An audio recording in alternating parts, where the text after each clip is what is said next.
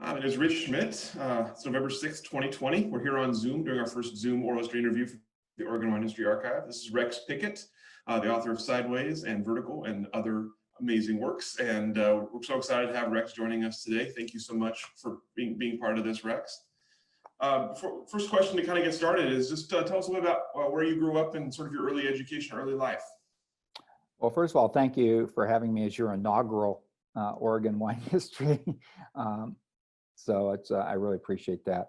I was born in California in Merced, but I actually grew up in San Diego. My parents moved here when I was 5 years old, and I had a pretty unspectacular youth of just sports and surfing, if you want to know the truth.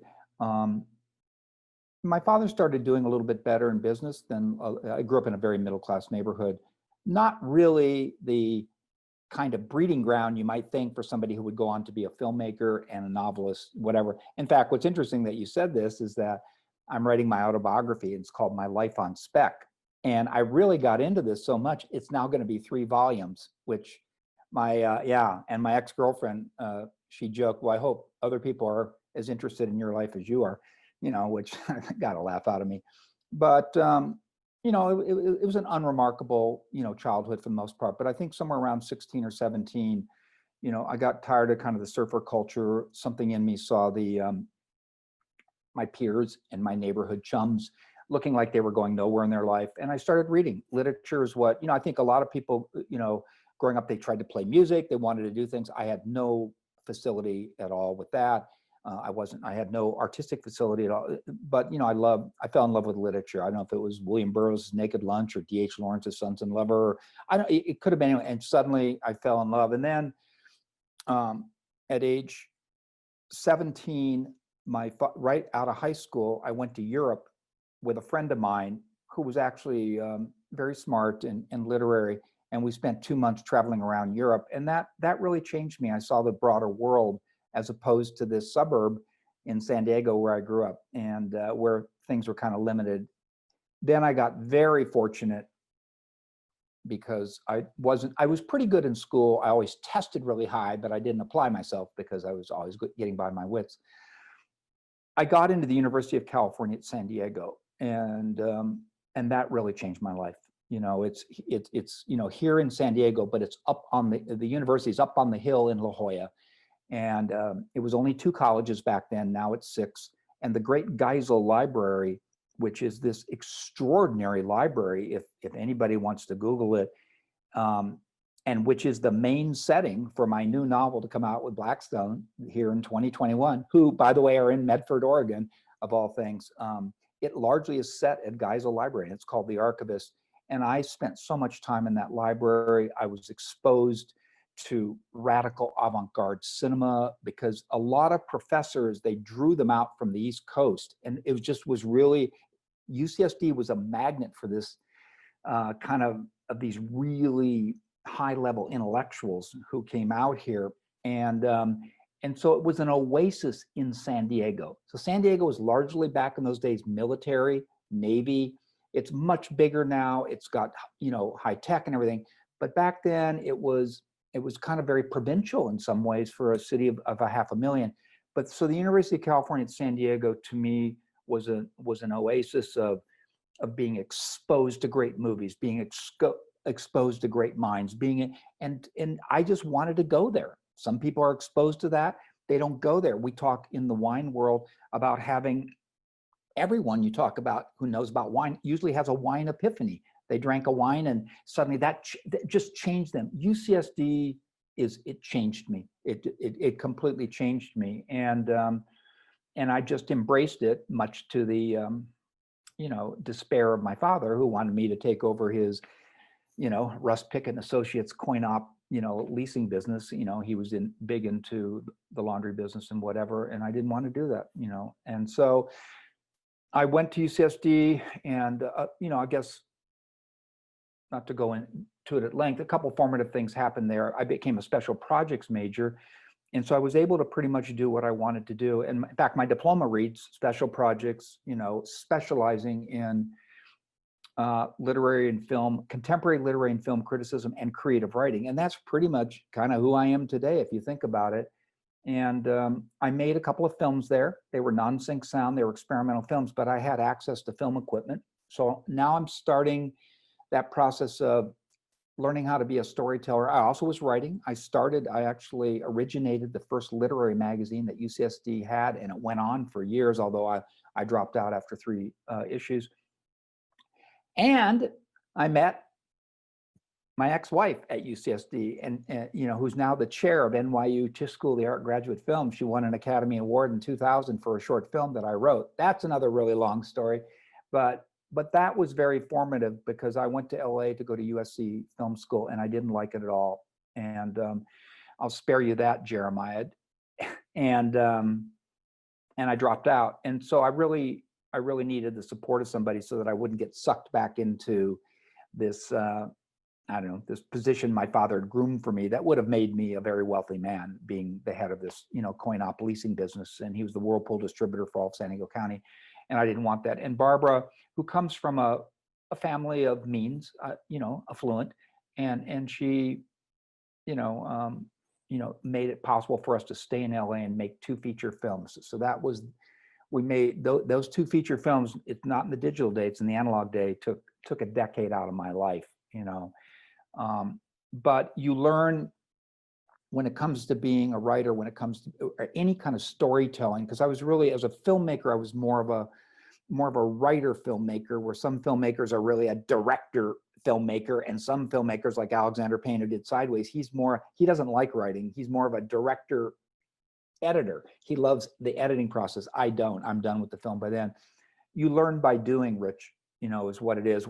Anything that you do, you can go to film school, whatever, be exposed to people. But the truth of the matter is you learn by doing. And I was getting an opportunity with my ex-wife, Barbara Schock, I'll name her, to make films. I made 2 feature films. The first one was a 1,000-mile road trip, because I was influenced by Wim Wenders' Kings of the Road greatly, which is a 3-hour road movie. And it started in San Francisco and ended in Baja, California. Very difficult film to make. The second one was even more ambitious. It was a 4,000-mile road movie that started it was called From Hollywood to Deadwood, and it started in San Diego, went to LA, went to Deadwood, South Dakota, and came back.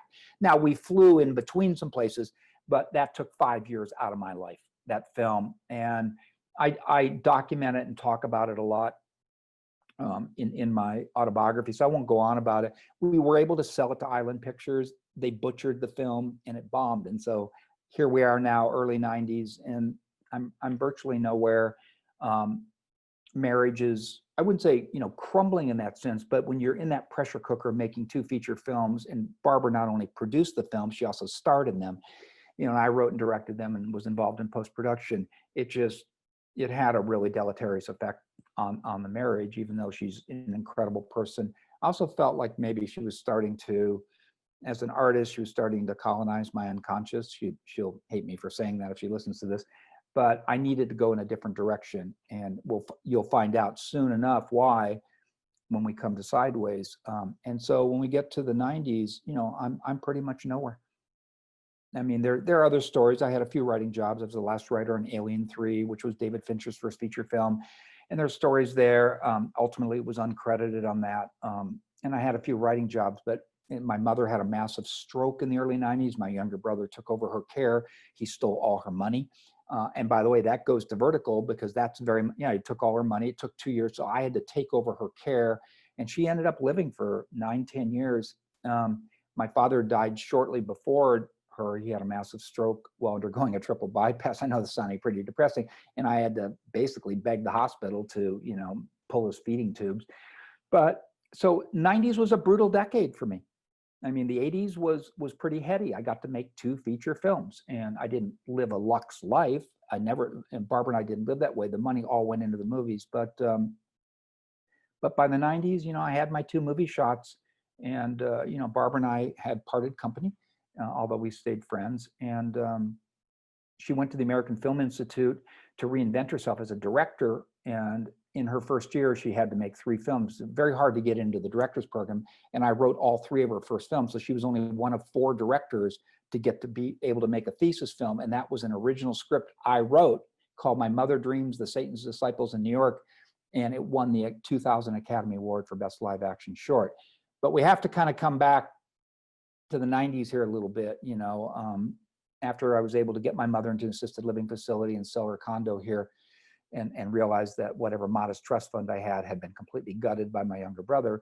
I crawled my way back to my rent control house in LA, which I kept, and I started getting back into the game of golf, of all things. And that led me north, because playing golf in LA, if you're not a member of a private country club, is, well, you're going to wait 3 hours to tee it up. So I ended up at La Purísima in the San Ynez Valley. So really, Sideways begins not with wine, it begins with golf.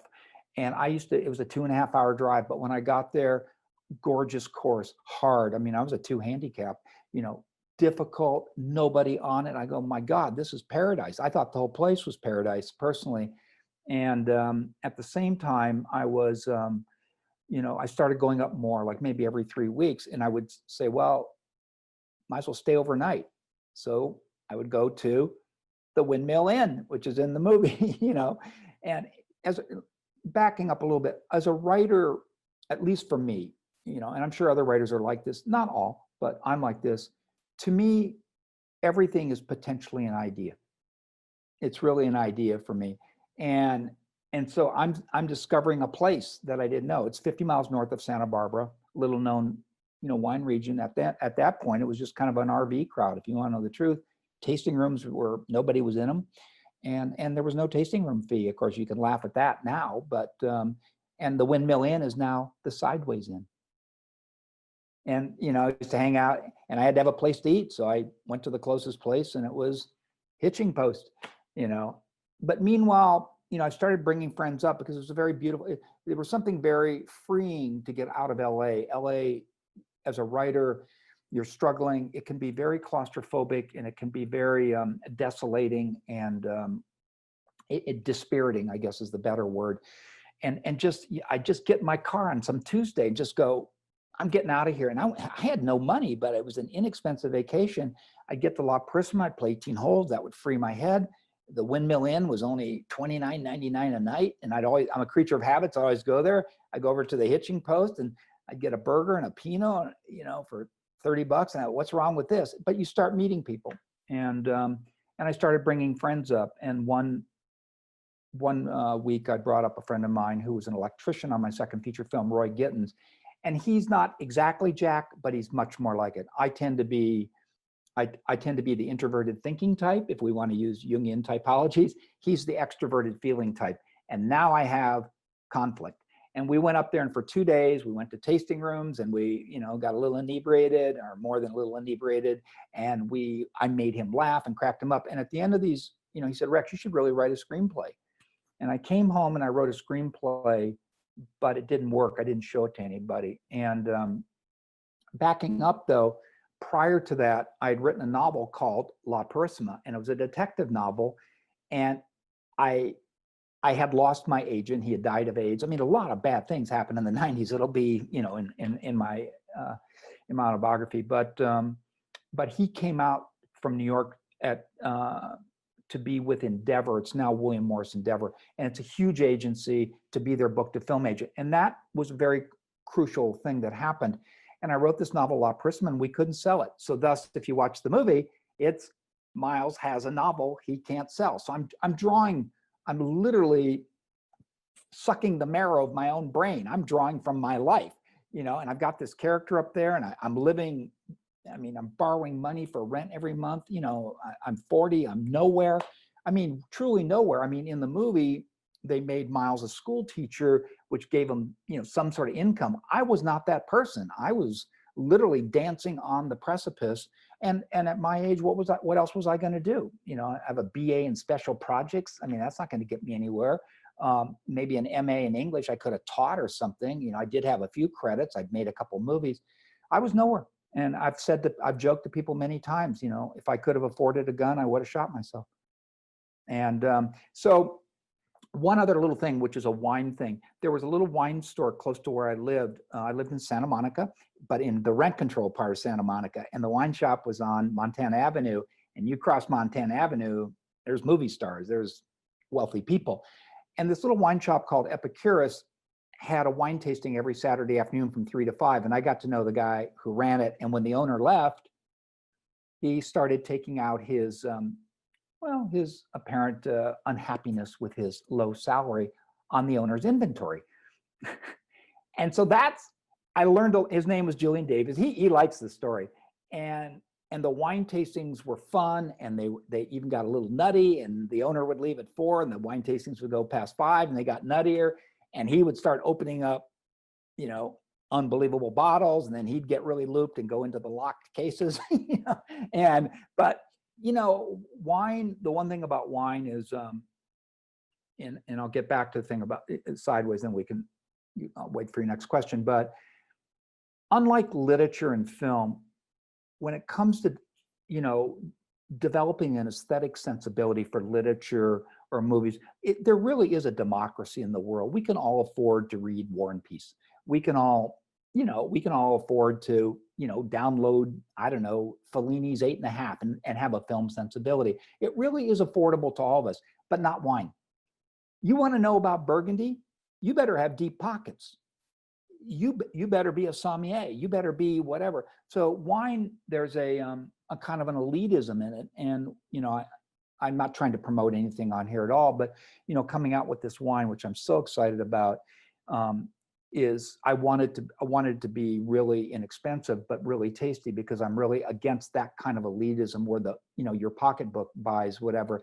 And so the novel opens, I started writing a short story called The Bullpen, because we called this little cordoned off area in the back of Epicurus, and it was cordoned off because of ABC laws. You could not venture out.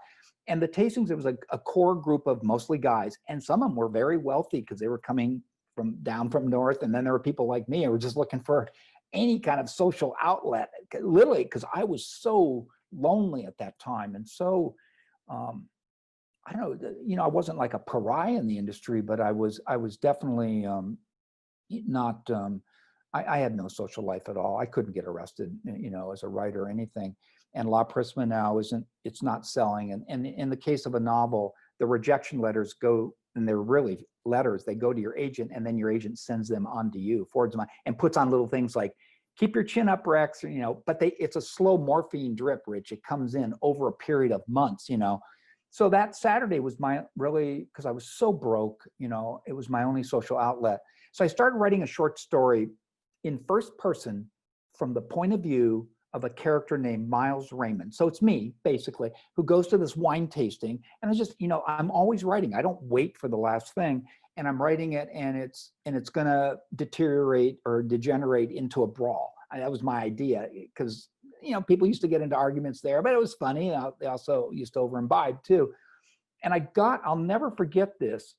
I got to the end of the short story, and I literally stood up from my desk and I said, oh my God, this is the prologue to the screenplay, but it's not a screenplay, because screenplays are all third person. They're not written in first person.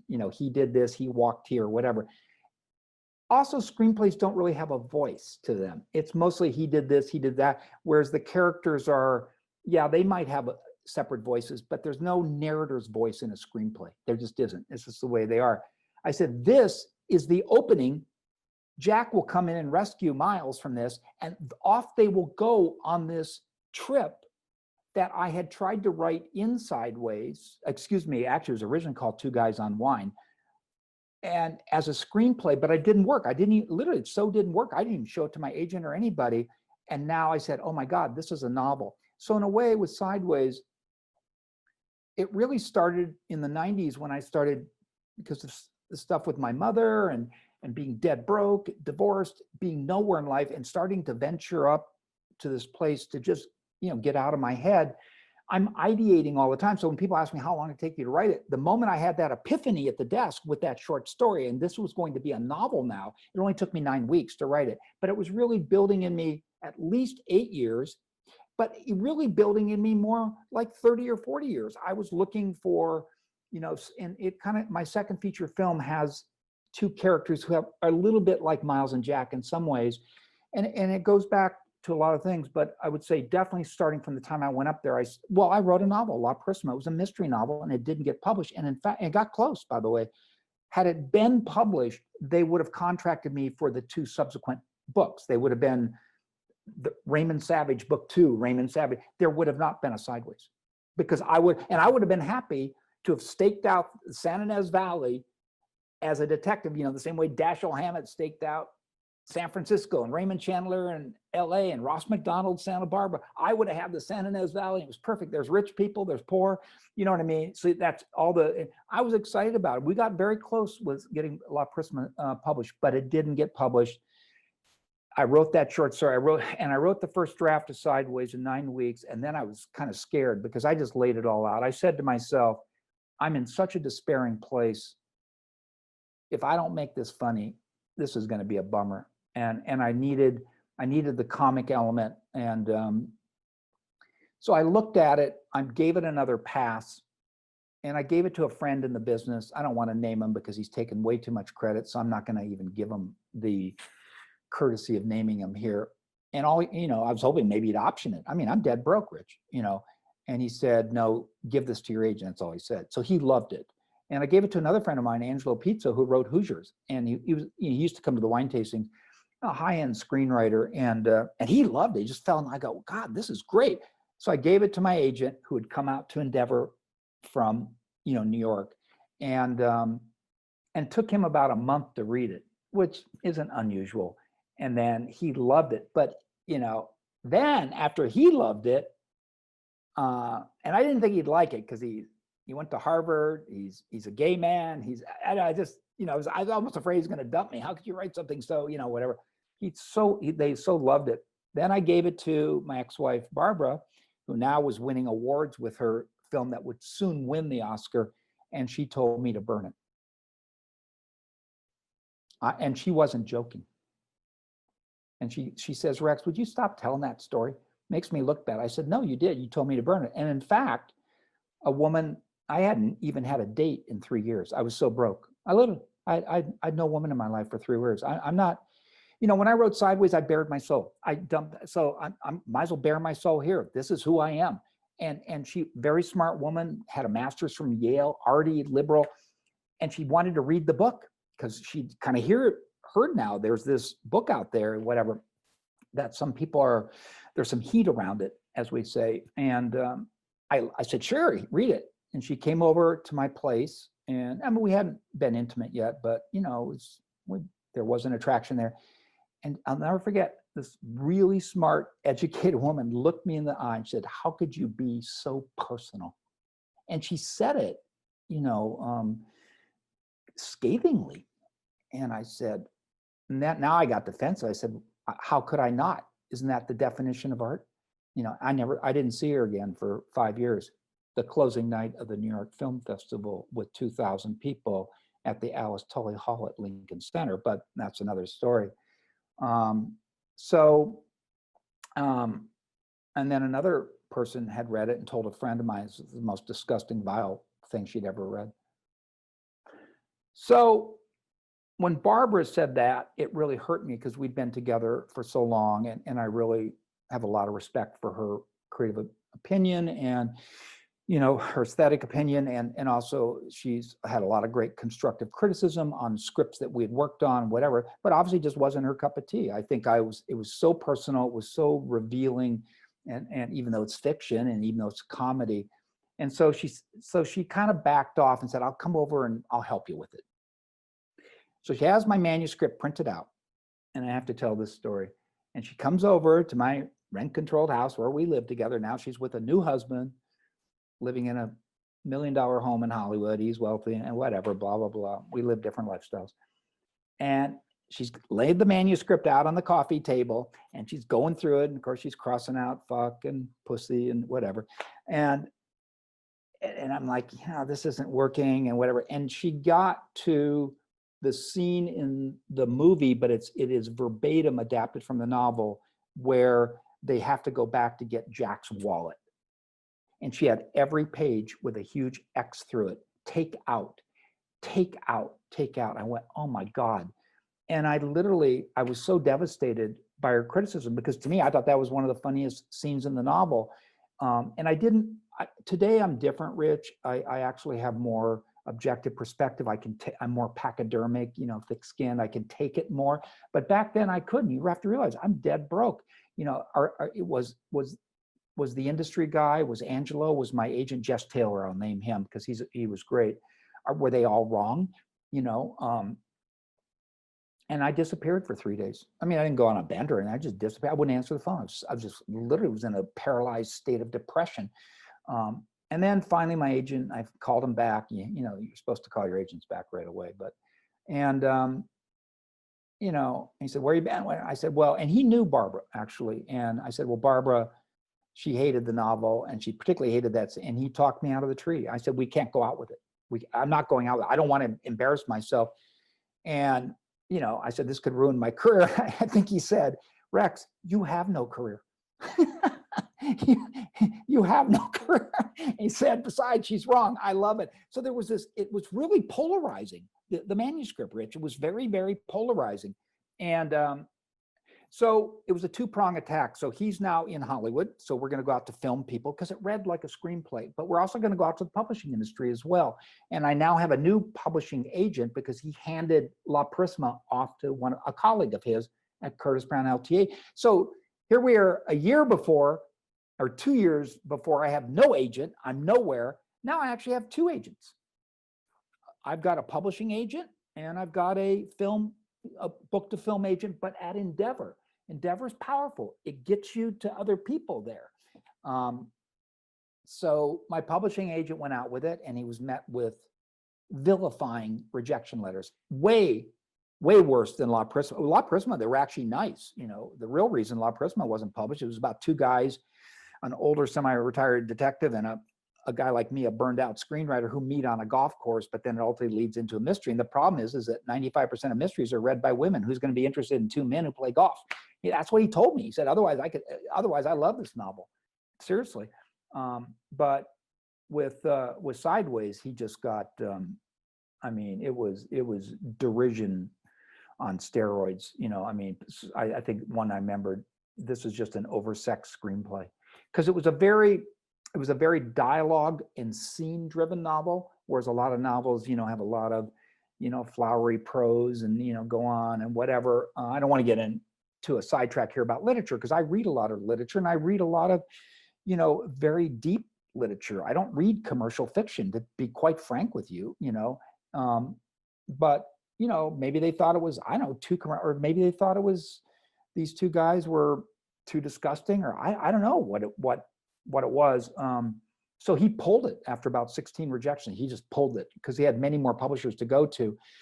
And on the film side, you don't get rejection letters, but nothing was really happening with it on the film side.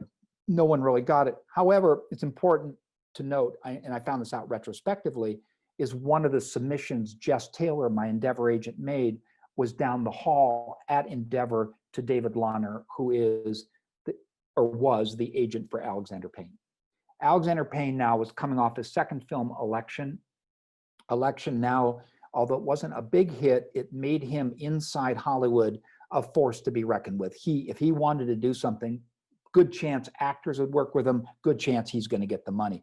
So, but I didn't know that. Now he's hot. He's got piles and piles of manuscripts, in his agent's office, whatever, and trying to decide what his next project is going to be.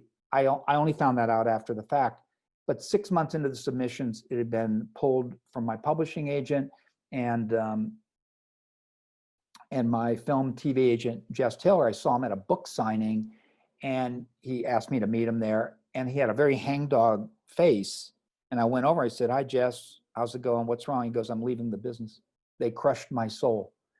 So now it's like, oh my God, now I don't have a film TV agent, and my publishing agent, who, by the way, said to me, "Rex, I got to be honest with you, I don't even like this novel."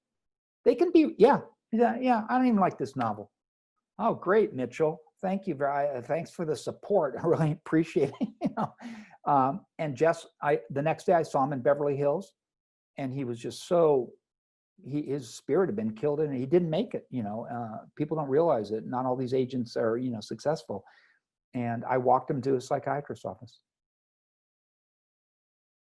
And That's where we were 6 months into the submissions. The book that he and these two industry people just thought was going to be an automatic slam dunk movie, book deal, whatever. 6 months later, nothing.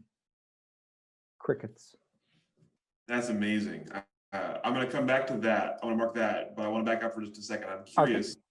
Okay. You talked about the 80s especially and your work there. I'm curious, coming out of school with this idea of film and writing, what was the reality like versus what you expected as you got into the industry? How was the industry compared to what you expected it to be? And was it something you hoped to stay in longer, or was it something you were excited to get away from? Well, first of all, I came to Los Angeles to make independent film. And independent film back then in the 80s was really not like it is today. Of course, digital has allowed anybody to make a film with an iPhone now, but back then, as soon as you put film in the camera, it was expensive.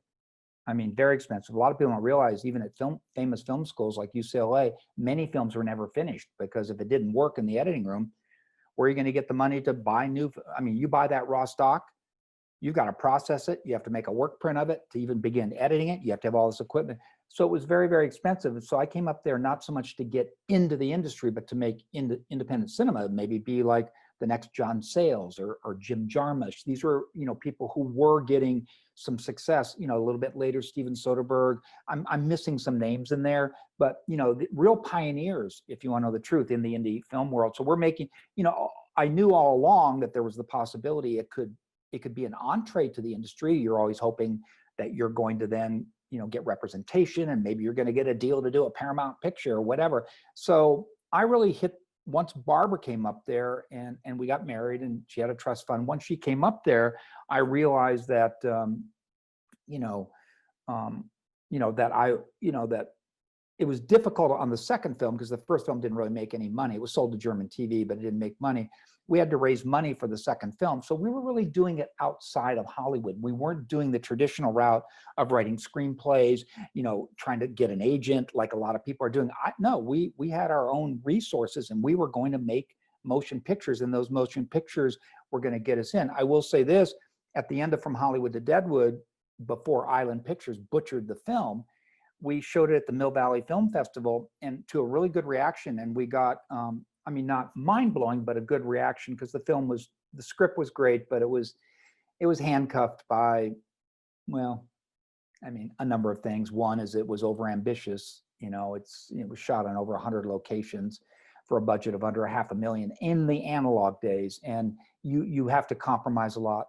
Barbara was the lead actress. She's never acted since. That's all I'm going to say, because I don't want to hurt her feelings. There was no chemistry between her and the lead. But the script, Kevin Bacon, the actor, had a company, and his head of development at Sony, at then Columbia TriStar, they called me and they read one of the reviews in Variety and Hollywood Reporter about the Mill Valley screening, and they were good reviews, and they read Hollywood to Deadwood. That was the name of the second film, From Hollywood to Deadwood. They read the script, and out of 300 screenplays, I had no agent.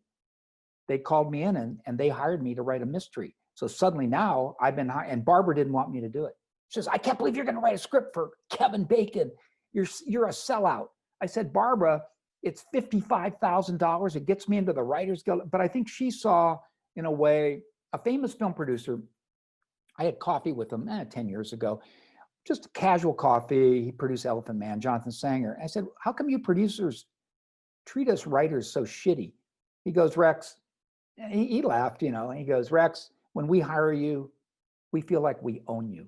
And kind of once writers understand that, and Barbara, because she'd poured all her resources into the two films. The first one was her trust fund. The second one was family money. All came from South Dakota because her parents are wealthy and they know wealthy people. And even though we sold it to Island Pictures and we were able to break even with financiers, we didn't make money and the film didn't do well. It did get released, unlike the first film, but it didn't do well at the box office, and the career was pretty much, that's it, but I did get a job writing a script for Columbia TriStar. That was at a time when if you had any kind of resume or name, you could go in and pitch an idea and they would just do a deal. My friend Angelo Pizzo, he was doing $350,000, $400,000 deals.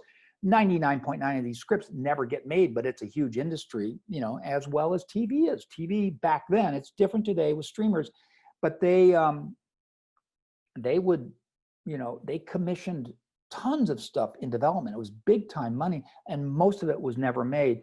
But that got me, suddenly I'm on the lot at Columbia TriStar, now Sony, and I'm seeing stars, and, and I'm taking meetings, Molly Ringwald, there's Kevin Bacon. Yeah, I felt like I wasn't like floored by it. They're just, normal people, but to me, but I didn't come up with the idea that I was going to necessarily be a studio director. I think I really had hoped that I would continue to, and this is important, is to mature my voice.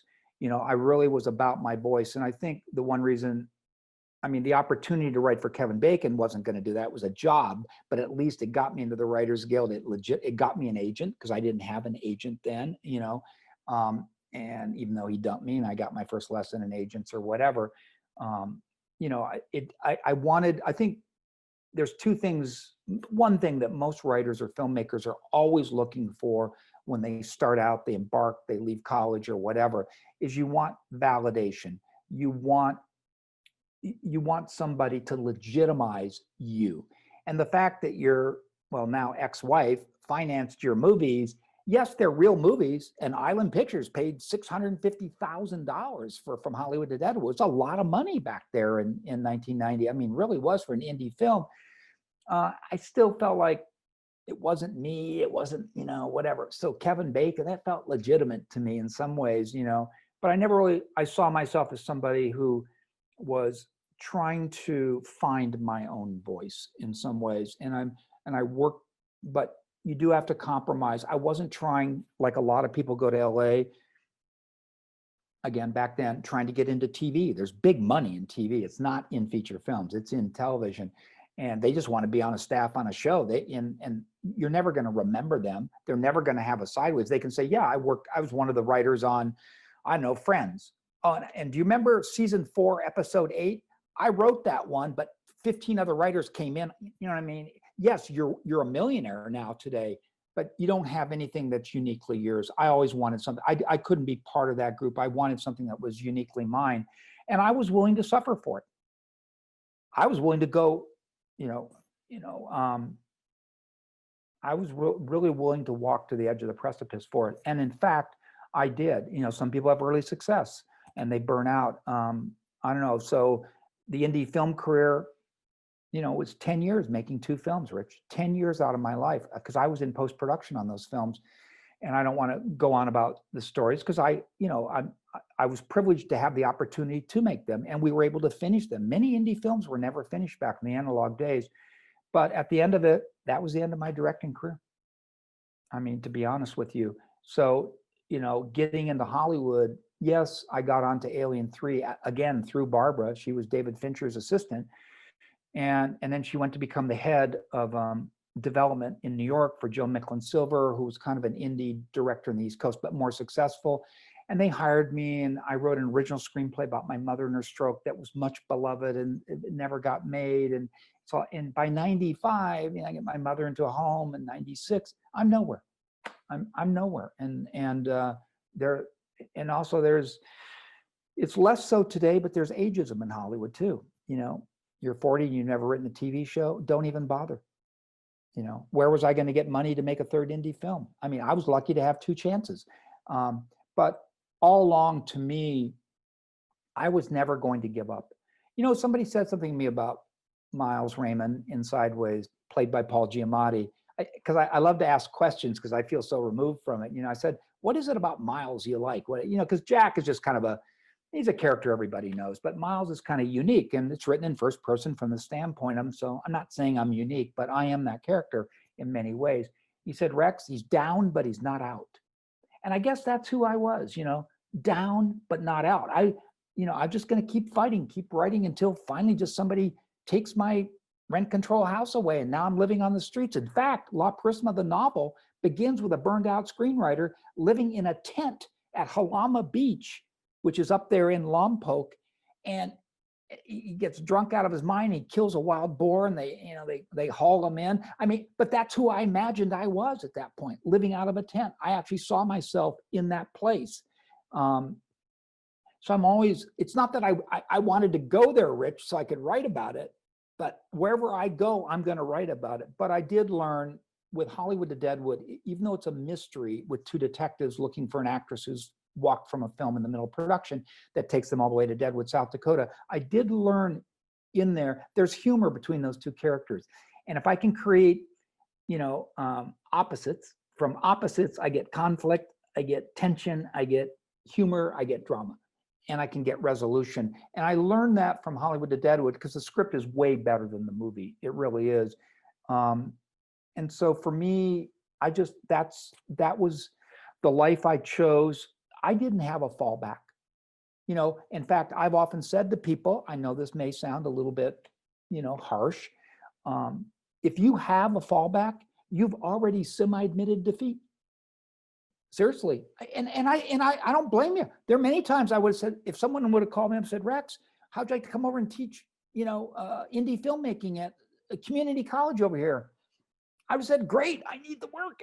I would have done, but to actually have that fallback, I didn't have that, and I'm somebody who, at UCSD, I did very well.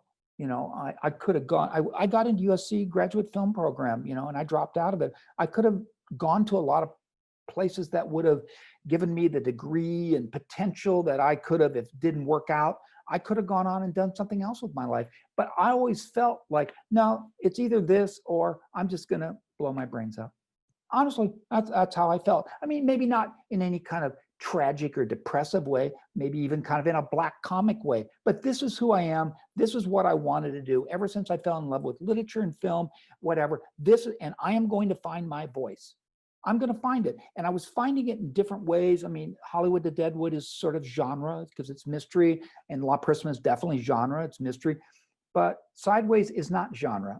It is truly, it's an original of my own making. Yeah, you can say it's a two-hander, comedy or whatever, a buddy film, but it really is totally original.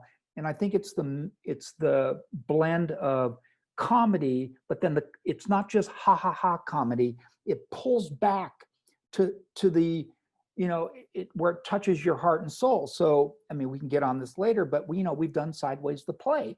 And when I saw that, the play is based on my novel. It's not based on the movie. So I was able to, in fact, I can't use anything in the movie that's not in the novel, but there wasn't anything I wanted to use. And the movie's a very faithful adaptation of my novel, just so you understand that.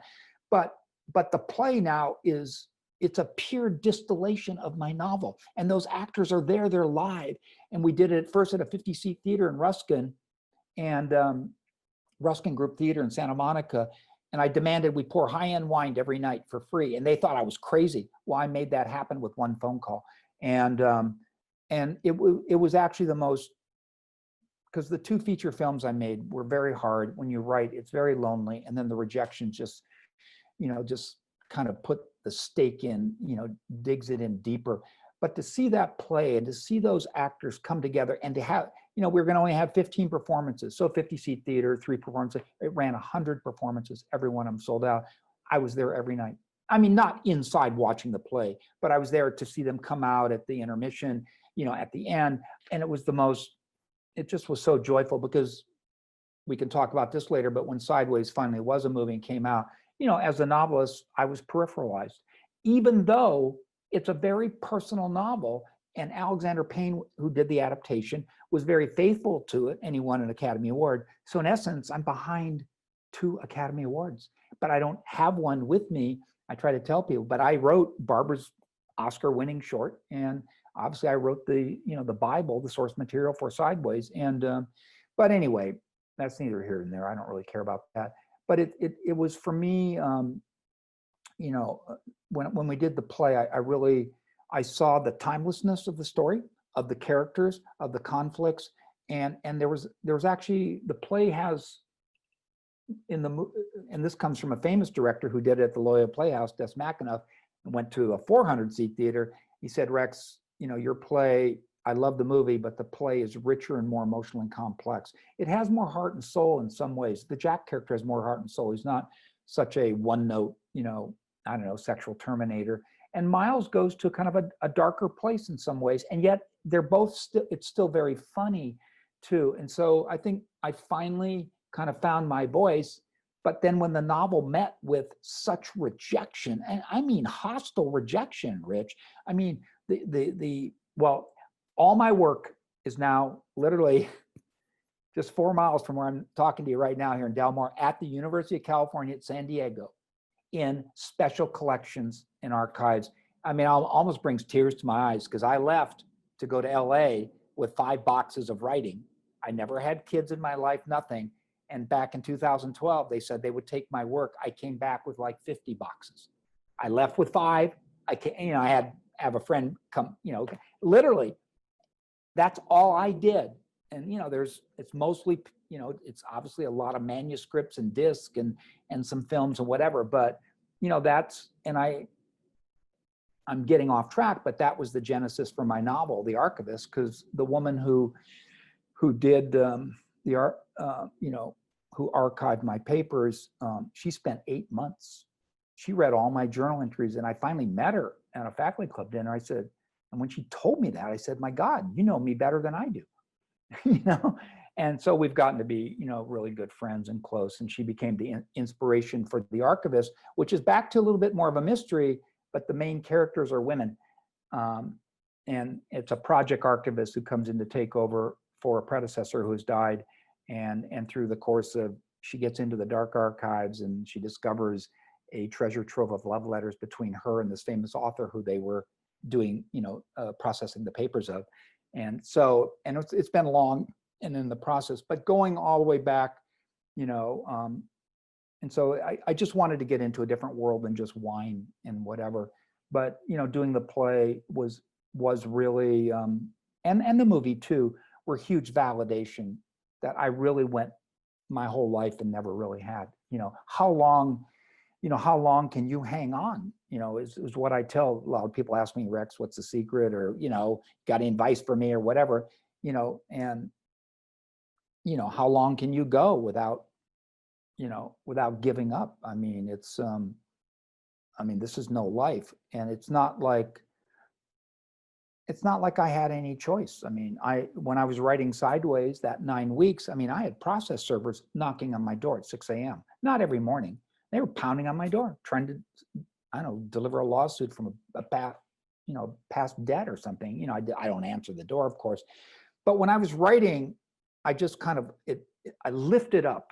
I escaped. It was liberating. I escaped from reality. And then suddenly, the writing is over after 3 hours, and you can only write so much a day. And then, you're still living it in your head. The next day's work is unspooling because it'd been building in me. But, and so that part is always freeing to me. And I've always said to people, I don't care about all the money I should have made from Sideways and didn't. Everyone thinks I'm rich, but it's, if I have free time that's all I ever care about, that I can create it. I can't control what the world thinks of me. Obviously, a lot of people hated Sideways. Of course, many have now recanted, obviously, and I've had, a rebirth with the play and now the musical, Sideways the musical. Unfortunately, theater is dark, but we have almost all the music for that. So, it lives on, and there's a good chance, I'm going to be going to New Zealand to write Sideways for New Zealand. So there's been 2 sequels, Vertical and Sideways 3 Chile, and I got a chance to go to the country of Chile, and my wines that I'm coming out with are from the country of Chile. I fell in love with the country, and so there's that. But deep down, maybe I'm a little more of a businessman today than I ever was, but it's always just been about the work and my voice, and finding that voice, and not being unafraid to bare my soul, being unafraid to write what I believe. Again, I don't mean to bring her up again because I have so much respect for Barbara. She's the chair of NYU Tisch School of the Art Graduate Film. It's the most famous film school in the world. She's the chairwoman, and she told me to burn it. I mean, I wasn't, or erase it or whatever, but I almost did.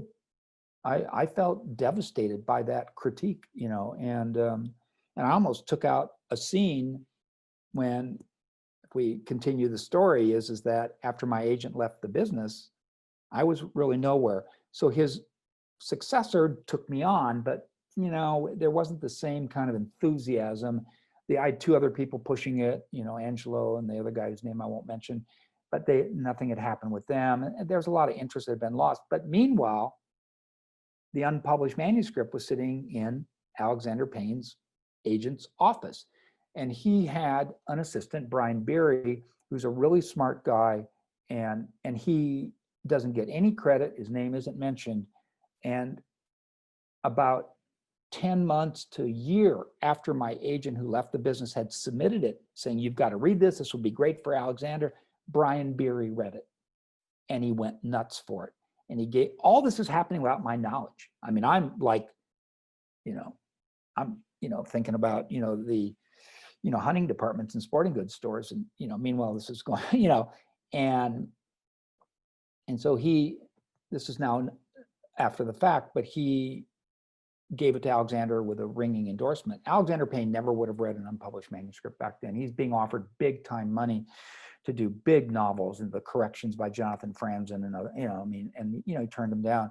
And Brian Beery said, no, you got to read it, you got to read it. Plus his agent is pressuring him to do a big $50 million film, not some small film about two guys going wine tasting. And then I remember, I don't know if I got, maybe this was a tad apocryphal, but it's close. I think I was down at a Baja Fresh. Back in those days, I was signing up for every credit card I could sign up for. Sure, they'd come in the mail. I don't remember those days. And you just like, sure, yes, and you get $300, of course, $80 million, dollars interest. And I think my credit card was declined on a $6 order at Baja Fresh. I come home and I had one of those ancient answering machines. Maybe you're too young to remember this. Where you'd play the cassette tape. And there were two. One was from the ultimate producer, Michael London. That's all I'll say his name. And he's screaming on the phone. Of course, naturally, now he wants in. And oh my God, I just got a phone call from your agent, blah blah blah, And then my agent's assistant called. My new agent's assistant called and said, oh my God, Alexander Payne just got off a plane. He just read Sideways. It's going to be, And I just had a $6 Baja Fresh order declined on my credit card, and I'm nowhere. I mean, I'm really nowhere. At this point, I'm not even really writing anything. I'm not really sure when that happened. I don't know. I think it was pretty much, I hate to say it, it was pretty much time to walk off into the sunset. I'd given it my best shot, and suddenly there were these two calls, people screaming on this answering machine. So I call back and I meet Alexander Payne, and he's a very affectionate guy, and and he hugs me, and he says, "You're a genius," and all this stuff. And after 200 rejection letters, I don't know, but thank you. And he goes, "You know what I loved about your novel so much, Rex?" I said, "What?" He goes, "Your characters are so fucking pathetic." And I was like, "Whoa." Okay, I was going through a rough patch there, but just make the movie, because the movie's gold. That's what, And anyway, then I'll never forget, he said to me, he goes, I was reading your novel on a plane back from the Edinburgh Film Festival. I was with my girlfriend, and I was, it was funny, and the pages were turning, but I just kept thinking it was going to kind of turn formulaic, like all these books do, and these screenplays, whatever. But when I got to that scene where they go back and get the wallet, that's when I knew I was going to make the movie. Now, let's go back to, my ex-wife said, take out every single page. And I almost did. And I honestly think he might have made the movie just so he knew that scene was going to be a laugh riot. I mean, he knew it, So, and I almost took it out. And these are sort of those kind of random, almost, those things that, I mean, I've said to people often many times that within 10 miles or 15 miles of, say, central Beverly Hills, in other words, the film industry, whatever, there's probably 100 screenplays that with the right configuration of people orbiting around them and developing it right would win 10 Oscars.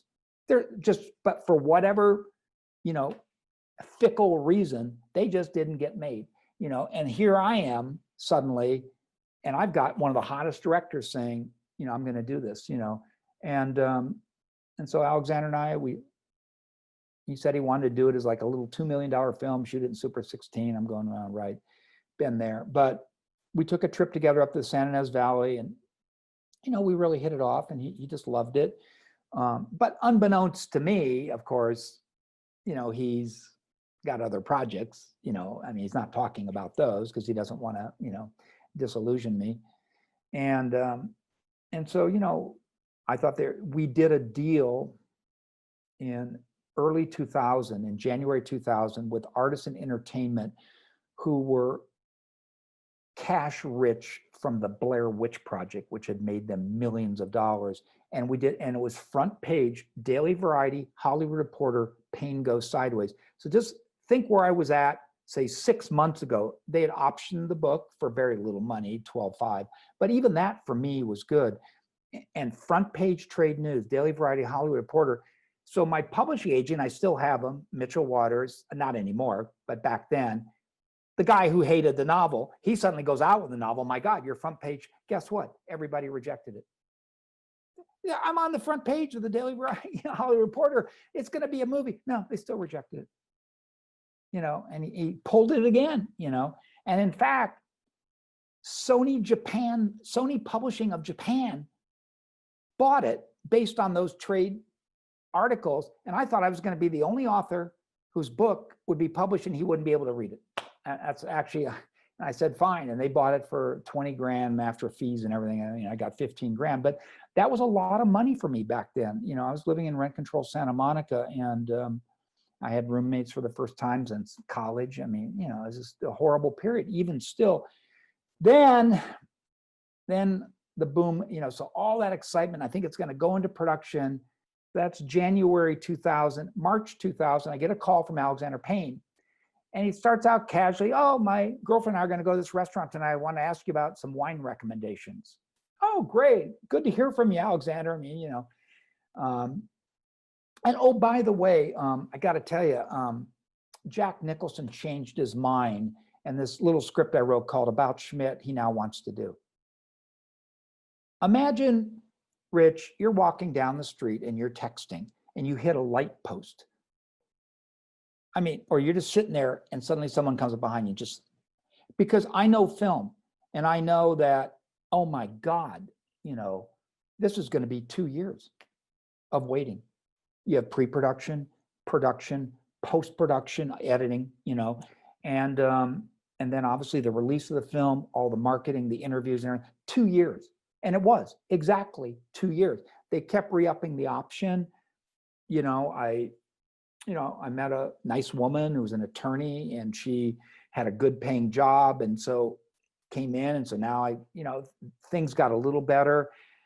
Right at that same time, Barbara won the Oscar. So even though I didn't direct the movie, and even though I wasn't on stage, and she didn't even invite me. She invited her new husband and her mother.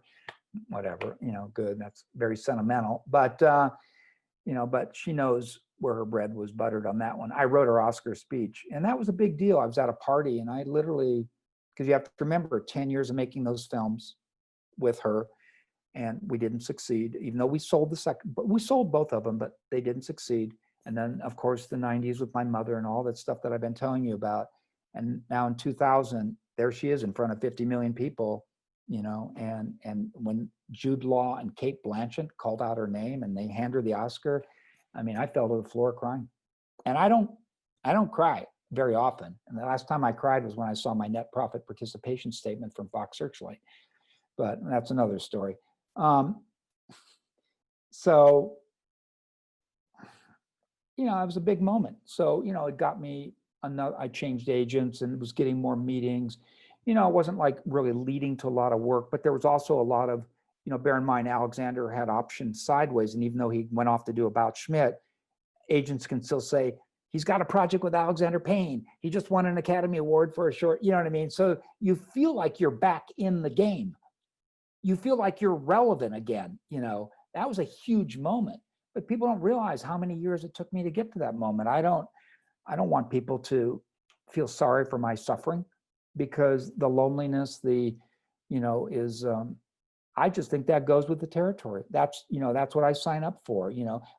I hate it when people, whine and cavil about, well, again, blah, blah, blah. And he wouldn't take, return my call. That's been my whole life. I mean, what's interesting is since the pandemic and pretty much have been locked down since March or whatever, my life hasn't changed. I wake up and I'm doing better than ever now. I've got, a couple book deals and so many things going on, my wine and Sideways the musical and the possibility of going to New Zealand and all those suite of projects. I don't have to be anywhere, Rich. I've been training for this moment my whole life. Social distancing, fine.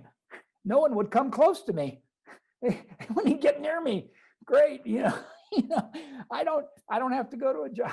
It's like, finally, again, I shouldn't make light of it because it's horrible what's happening. And thank God, of course, today, we're starting to see ultimately the rejection, the election results. And thank God, maybe we're going to turn the corner. And I don't want to make light of it. We are awful what we're doing. But for me, it hasn't changed for me. I wake up, I'm used to being alone. I don't need to be out in the world. I don't need to be with people. I love to be with people, but I don't need it. And it doesn't stop me from doing what I'm doing. With writing, there's no excuse. Writing doesn't owe you anything. Put your fucking ass in the chair and turn the computer on. I mean, that's what I did when I wrote Sideways. I was writing a short story called The Bullpen. I got to the end. I said, oh my God, and in 9 weeks, dead broke, process servers knocking on the door, I wrote a first draft of what is now what I think we would call an iconic movie. It certainly has, at least the world I live in, I get that validation now every day, where I went years and got zero validation, no validation at all for anybody, not even like my neighbor, and now, and it's not like that's what matters to me.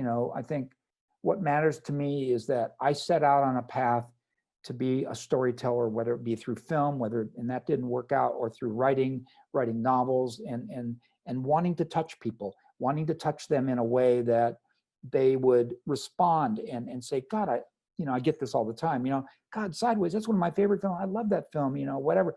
That's worth all the millions in a hedge fund to me. I would rather have that and a roof over my head. I live a very modest life. I'm not complaining at all. I would rather have that than all the millions that many people made off of Sideways. And I don't want to go down that road because that will also be in my autobiography. But a lot of people had their, when the movie came out, they had their, their business hats on, and they leveraged it brilliantly, especially in the San Ynez Valley, but other people did too. Michael London leveraged it, with a big production deal, and I didn't. I just kind of was reveling in the success of it. And it's only been really the last 5-10 years that I've started to think, there is something here, and other people, helping me and so on. But the real gratification for me, and this is not false humility at all, is really just in somebody saying, in fact, the other day, I actually sold a golf club to somebody the other day just for that, and selling my golf clubs off. And I bring up Sideways. This is in Del Mar. He goes, oh my God, that's one of my favorite movies of all time. This is some guy in a parking lot, out here, that's what means something to me, Rich, is it really is, I've said often to people, there's one thing money won't buy. And of course they always say happiness. No, I say, no, money will buy you some happiness. I can get a first class ticket and go to Costa Rica and go surfing for a month in a nice villa. I know that seems pretty joyful to me, but money won't buy you immortality. Doesn't mean you're going to be remembered. And it's not that I set out to write to be remembered, but I think ultimately I set out to write to hope that I will reach people at a level that I, hope to reach them at, and that I will, we can talk about archives for a second. I mean, isn't archive about being remembered, about your work being, cared for? I like to think of, the archivist who worked on my stuff cared for my work for 8 months. When she took me down into the stacks and said, there's your archive, and there was these beautiful, I guess, folder boxes, whatever, with beautifully typed, whatever. my God, I just had a whole bunch I had 40, 50 just, U-Haul boxes of stuff, just beautifully arranged, finding aid and whatever. And it's like, I don't know, 25 linear feet. And I don't know. I don't know if that's a lot. I know Jonas Salk has a lot more, and so does Dr. Seuss, but it felt pretty good to me, 25 linear feet, and I guess size does matter. No, I'm kidding. And tears came to my eyes. My God, this is what I did. I went off, and there's what I did, and here it is, now memorialized in some way. If somebody wanted to look at old manuscripts or rejection letters on Sideways, there they are here, University of Cal.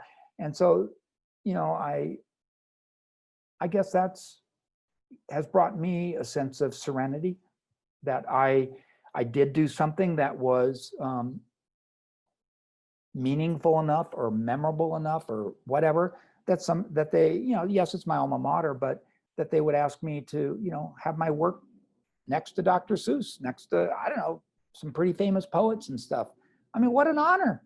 That's the ultimate honor. And if, I have a lot more work in me, with the Archivist coming out and possibly a Sideways for New Zealand, my musical and other stuff. But I couldn't, frankly, I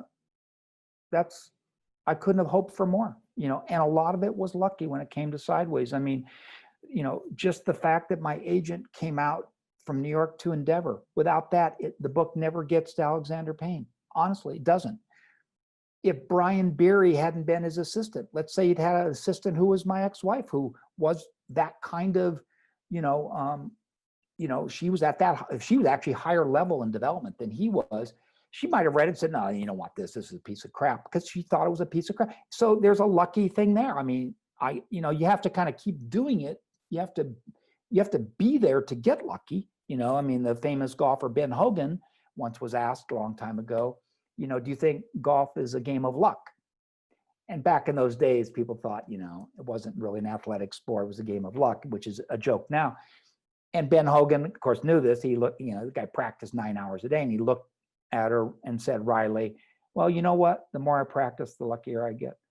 And, I think that's, the more I'm gonna, and some have gotten way luckier than they should have, or they've written books or made movies that frankly didn't stand the test of time. Frankly, they're crap, but for whatever reason, we won't name the names, they just made a lot of money. They just hit a certain nerve or whatever it was. I would prefer to have the kind of luck that, I would be, that, maybe Sideways won't be remembered 20 years from now, but I can promise you it's 16 years now since it was released, 20 years since I wrote it. And I live in this condo complex with 18 units. Everyone in here knows the movie. Think about that. That's what an honor that is. That's brand recognition, as my partner on the wine says, Rex, that's brand recognition. We need to score on that with your, but for me, it's, that people know that. That's, wow, that's really thrilling. That people would remember, and they remember scenes, and of course they name it, the famous Merlot scene and whatever. But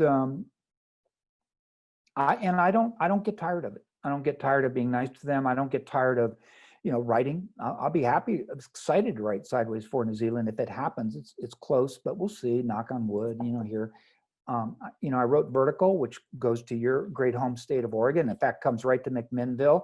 And, I had a lot of problems with the person who published it, but I don't want to talk about that. But, and that had a dark side to it. But, and the book celebrates my mother, but it didn't just, like The Hangover, it didn't just cannibalize the first one or anything. It's really Miles 10 years later. Now he's a successful author, and, Jack is on the skids and divorced, which most people could have figured out. And I wanted it to be a true sequel, something that really, where the characters evolved and they're all, Miles's mother's had a stroke, so we've talked about that.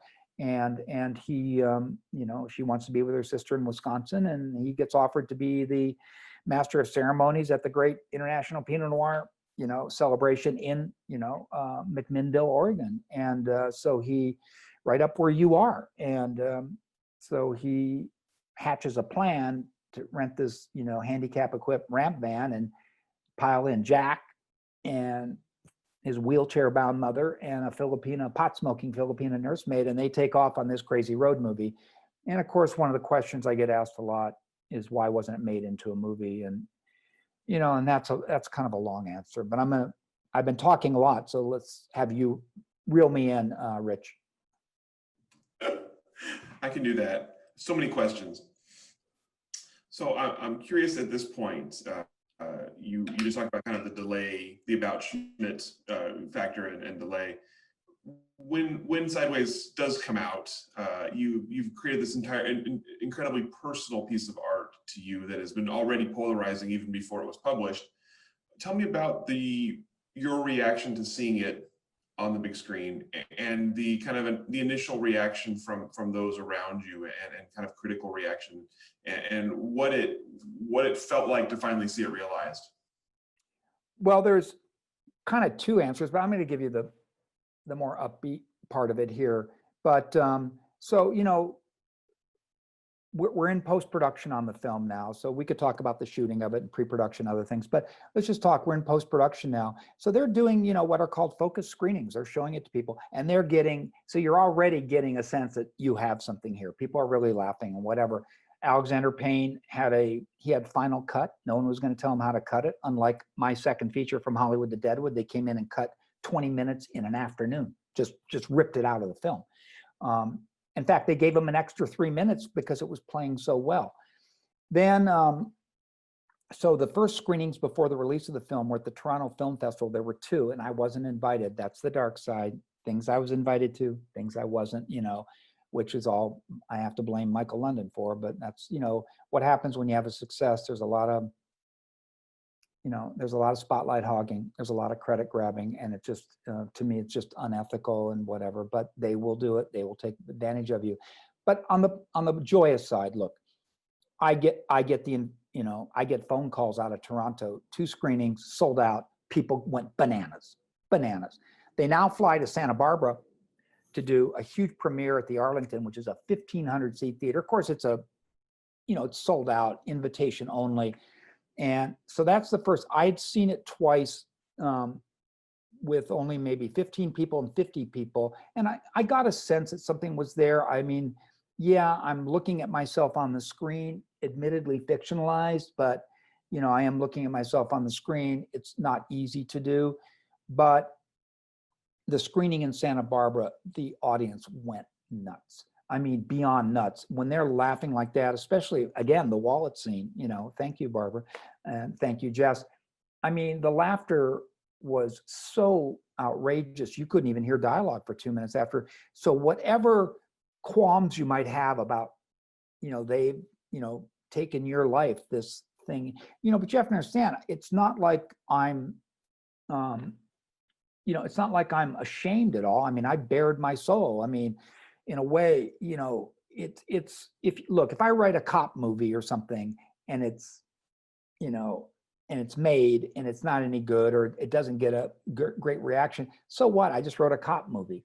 But this is, Rex Pickett, Miles Raymond. I am that guy, whatever. And so when you hear that laughter and you get that applause, it's validation at a higher level. If you're rejected and you had written this, the rejection would be way worse than if you had written that, mystery or sci-fi, whatever. So the validation is great. I think a lot of people that I meet, artists, the woman who looked at me and said, "How could you be so personal?" And she was a performance artist. She couldn't go there. I went there. So you're talking about validation at a Himalayan height, Rich, because let's say it was a cop movie and it was liked.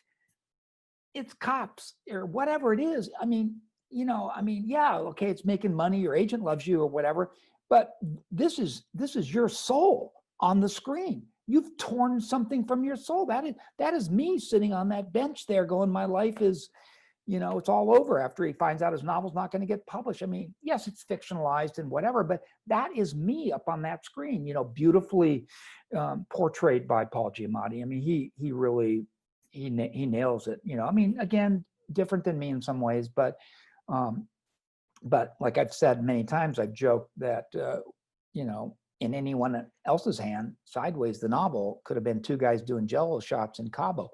I mean, it did, you know, he shot it in the real place. He was very, very faithful to the tone, to the heart, to the soul, whatever. Then from Santa Barbara, we now are the closing night of the New York Film Festival at the Alice Tully Hall, holds 2,000 people.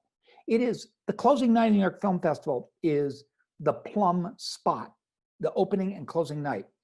I know they've redesigned the theater, but it was 2,000 seats back then. And the audience went, and this is a totally different crowd, because in Santa Barbara, you kind of have a pro crowd who knew about the movie, so you know they're going to like it. But I also, out of Toronto, they can be, the Toronto Film Festival, they can be tough.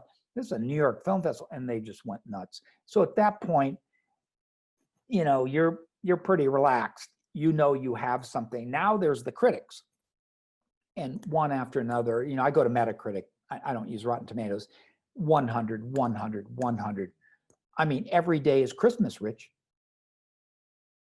I mean, you know, because I wrote it at a low point in my life. I optioned it. It almost didn't get made. And there's another story about that, where Payne almost made another film after About Schmidt before Sideways. That's a crazy story that I don't even like to recall, because it, you know, I might have to go to the bathroom, you know, but he you know, he changed his mind and whatever, and he decided to come back to Sideways, you know, and now it's, you know, audiences are going crazy. Critics are just, you know, going nuts. It was released in October. So now you're right at that time when awards are happening. So it's not just the Academy Awards or the Golden Globes, it's New York Film Critics, it's the Chicago Film Critics, on and on and on. We're winning everything. I mean, literally every day is 3 Christmases. So I wake up and I look at the trades. Sideways wins 5 awards at the Boston Film Critics, or, you know, I mean, you know, at that point, I guess maybe back then when people were telling me this is vile, it's awful, it's an oversexed screenplay, you know, whatever I mean, they were saying some awful, maybe I did something right. And, you know, as we sit here 20 years later, I do listen to people, but I also don't. I mean, how could, I mean, what if I'd gone in and again, not to rag on Barbara, because she's a very smart person and very successful in her own right, although she's never made a film since that Oscar-winning short, ever. But what if I'd taken her critique and rewritten the novel, for example, not buried it, not burned it, but rewritten it, because she was trying to be nice to me. She was going to have me boulderize it. It's basically what she wanted me to do, was boulderize it, take out this, you know, gross stuff or whatever. And, you know, and I might have done it. It wouldn't have been the same movie. At what point, you know, especially when you have no money, you know, you're going to do what people want. So I got to give Alexander Payne a lot of credit. You know, I've got to give Brian Beery a lot of credit for reading it and just laughing and saying to Alexander, you got to make this movie. You got to make this movie. You know, and I give Paul Giamatti a lot of credit. You know, I think the key people personally for me, I think others, I think are fantastic in the movie.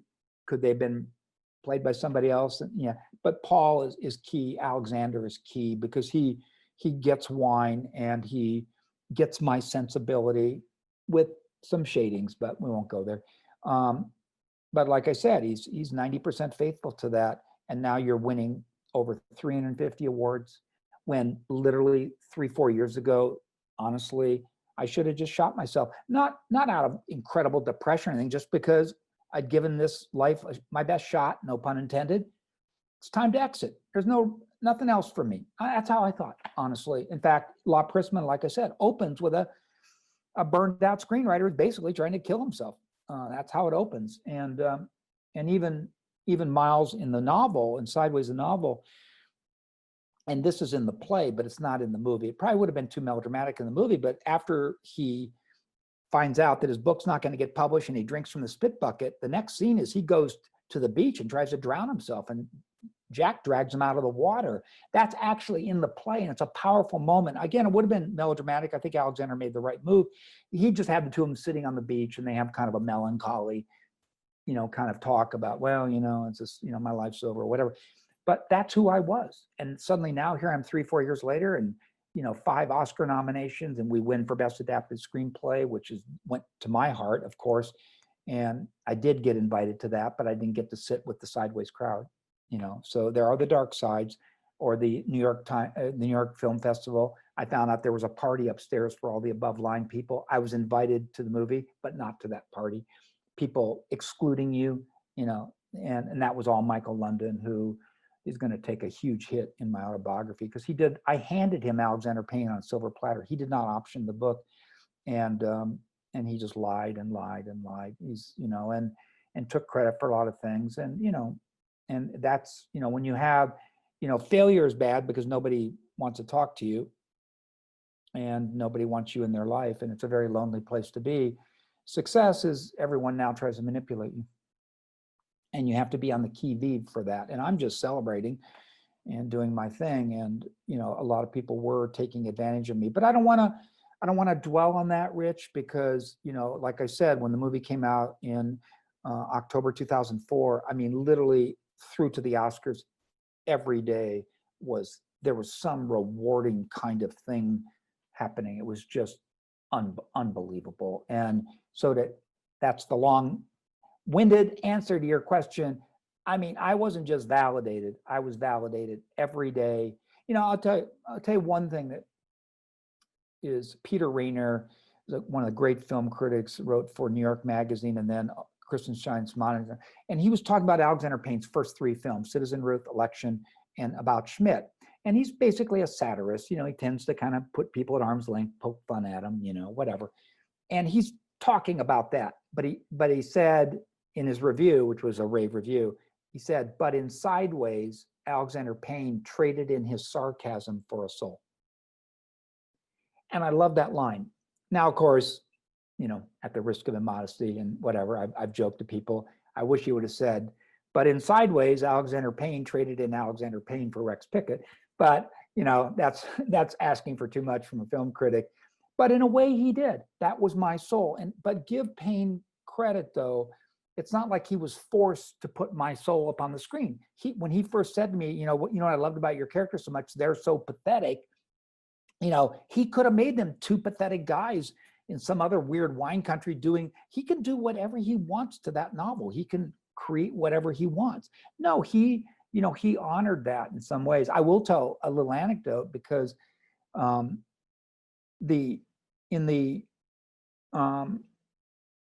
Alexander Payne gave, and he has a writing partner, but it's really all Alexander Payne. He gave me every draft of the screenplay. He was interested in my input, and when he finally came back to doing it in 2003, whatever. And when I talk to people at, various stagings of my play or online or whatever, I always get asked the Merlot question, of course, and everyone knows that, do you hate Merlot? How do you feel about screwing up their industry and all this other stuff? And I've answered that question a million times. But one of the other things I get is Virginia Madsen, Maya, her speech about wine and how soulful it is. But here's the real story behind that. In 3 drafts of the script, Miles has a speech this big about Pinot Noir and how it's haunting and, and it's difficult and thin skin. And he's going on and on about Pinot. She says nothing. In 3 drafts of the script, she says nothing. 0. And I said to Alexander after the 3rd draft, I wrote, I wasn't going to write anything because he wouldn't use it, but I wrote in the margins, Alexander, she's got to say something. You can't just have him monologue and she goes, huh, or whatever. So in the 4th draft came this beautiful complimentary speech by her, and this is one of the most memorable moments in the movie. So I literally almost had tears in my eyes when I read it. I thought, God, this is a beautiful speech. I mean, it was culled from stuff in the book and everything else. But he wrote it, I'll give him credit for it. They shot it, and then he tried to cut it. Even in the mix, when you have picture lock, I was actually in the mix one day. I didn't get invited very often, but whatever. And he was going up and down the aisle saying, we got to cut that scene. It's too sentimental. It's going to date my movie. It's too sentimental. But I've said to people, and they talked him out of the tree. And it's really one of the most, here we are 14 years later, it's probably one of the most memorable scenes. And a lot of reasons is that if a lot of people don't understand is that in the movie, Virginia Madsen only has 12 screen minutes. She's only in 1/10 of the movie. Yeah, so you're shaking your head there. And I asked people that. I said, how much screen time do you think Virginia Madsen has? And they'll say 30 minutes. I'll go, no, try 12. You take that speech out, she has 9. She's a cipher. She's a nobody.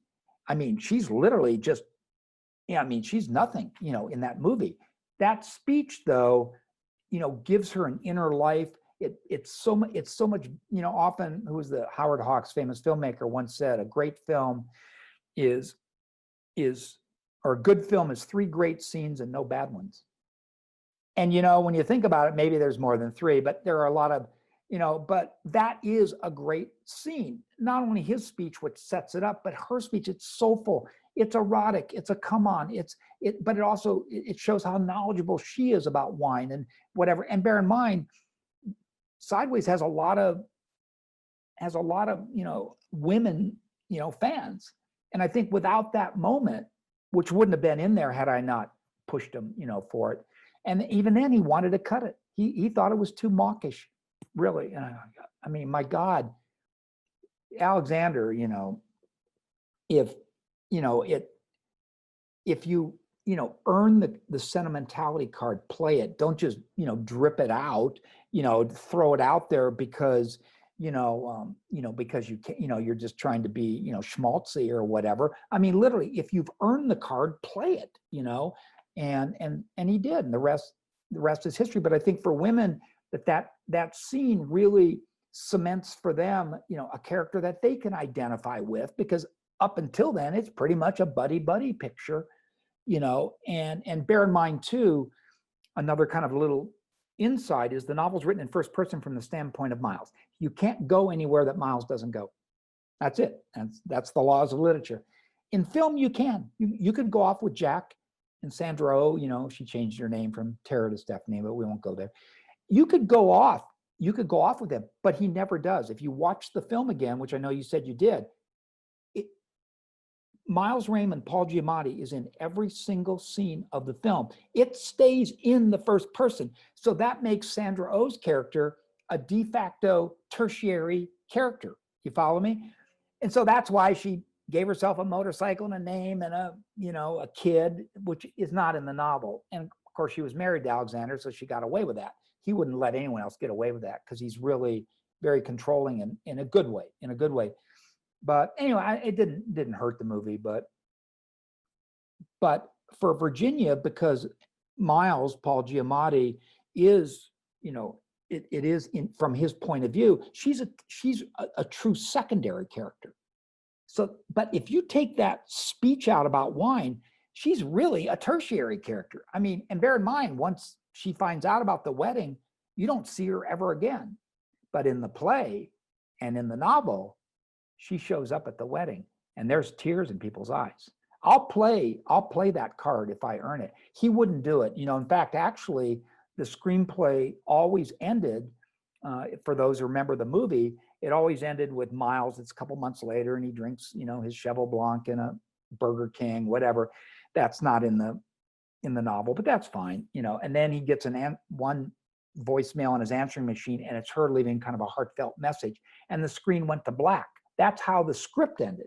And I said, Alexander, I didn't like the ending, and he had told me early on, I can't have her show up at the wedding, Rex, because that will be too sentimental. And I said, okay, I'm with you there. It might be on film. It might, it might sort of, kind of, sort of come to the point of almost, I guess, I know, melodrama in a way. And so I said, so when he hangs up when he hears her message and the screen goes to black, why don't you just hear her gunshot?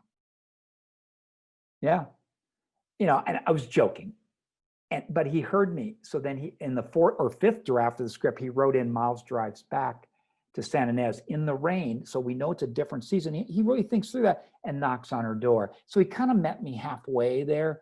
But her speech on wine would never have been there had I not pushed him ever. And I'm not taking credit. He wrote it, but I take full credit for that speech being in there. And I learned from the play and talking to women that in the play, the women have more, they have much more their roles are bigger, especially Maya's role. It's actually much bigger because first of all, you want an actress who has at least a half an hour of something to do. You don't want her there for 12 minutes. You're not going to get anyone good. And even, her real name in the book is Tara. So Sandra Oh's character, there's a big scene in the second act of the play. So in the movie, she just hits him with a motorcycle helmet. It's all over in 30 seconds. But in the play, it's about an 8 or 10 minute scene. I mean, she goes completely nuts. And when she leaves, there's almost a standing ovation from women who, but I love, it's one of my favorite scenes in the play, and I can't wait to see it staged again if we ever, especially in the musical. In fact, I just heard her song that will be in that place. She has a song right there. So I gave the women bigger roles because I think that a woman once said to me when she saw the play at the Ruskin Group Theater, was sitting outside, and it was after it was over, said, "Rex, you wrote a great love story." And I thought she was joking, that I was, Jack and Miles are closeted homosexuals.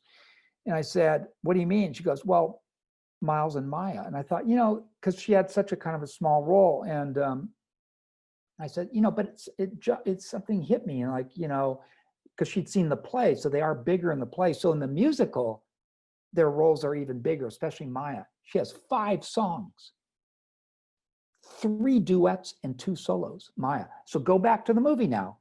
Even with the wine speech, she's only in the movie for 12 minutes, 1/10 of the movie, Rich.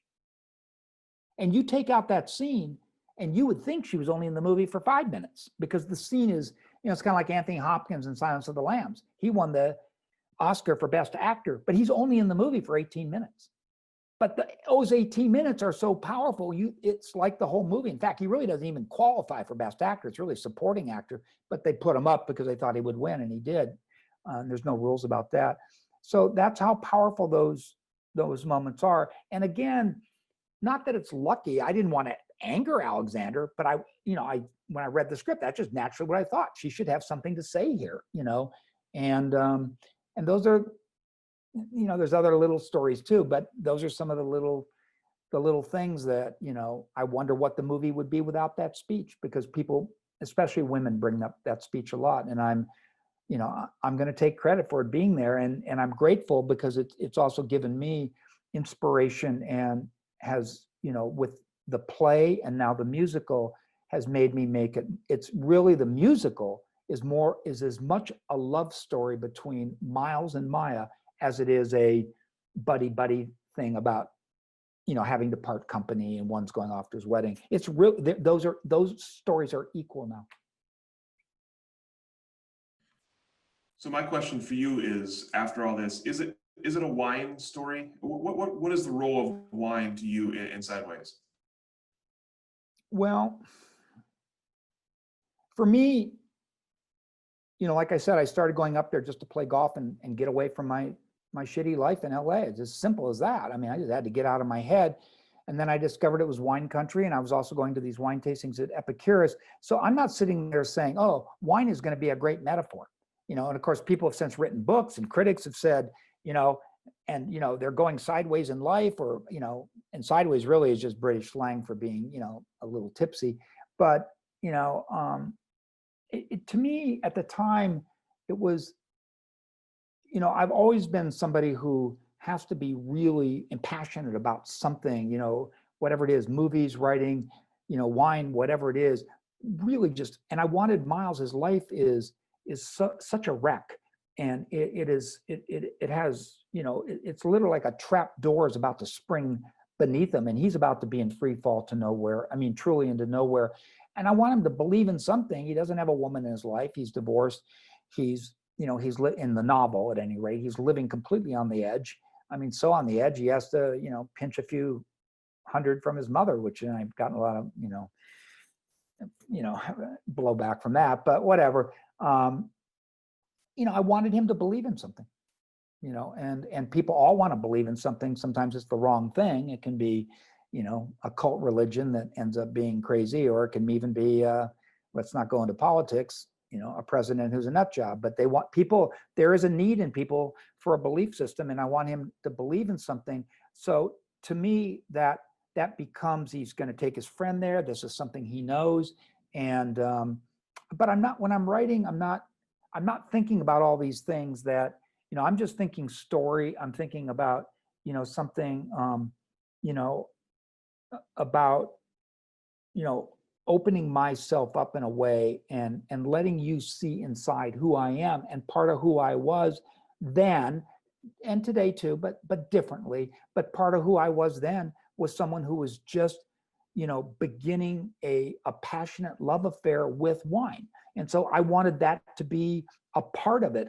How we interpret that, how people want to go back, but I didn't sit there and map out a story about a guy. I mean, this is who I was. I went to wine tastings every Saturday and I learned a lot, and I have the damaged liver to prove it, but and I was going up the San Ynez Valley, and wine tasting seemed like a cool thing to do. I mean, I'd done it before, but not that regularly, and it's kind of a lifestyle that almost appealed to me in a way.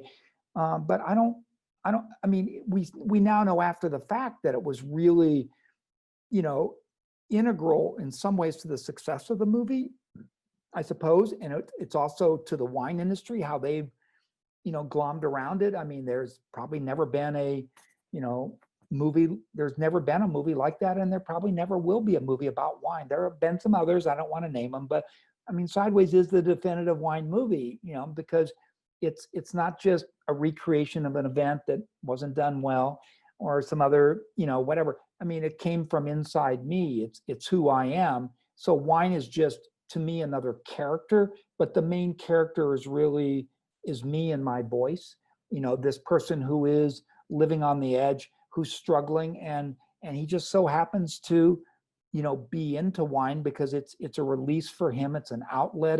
It's something he can embrace with, a level of passion. As we know from Vertical, he's let himself, grow dissolute from this. Success has gone to his head, and he's drinking too much and whatever. And I'm not that that person today. I'm not as I was then, but that's who I was, and I bared my soul in Vertical in many ways. But I don't honestly, I don't think it's really more than just a character. But you don't know when you're writing these things how big of a how critics and others are going to magnify the importance of that in some ways. I mean, it's like when I wrote The Archivist, for example, it is about being in an archives. It is about being in an archival world. It takes place a lot at the library and whatever.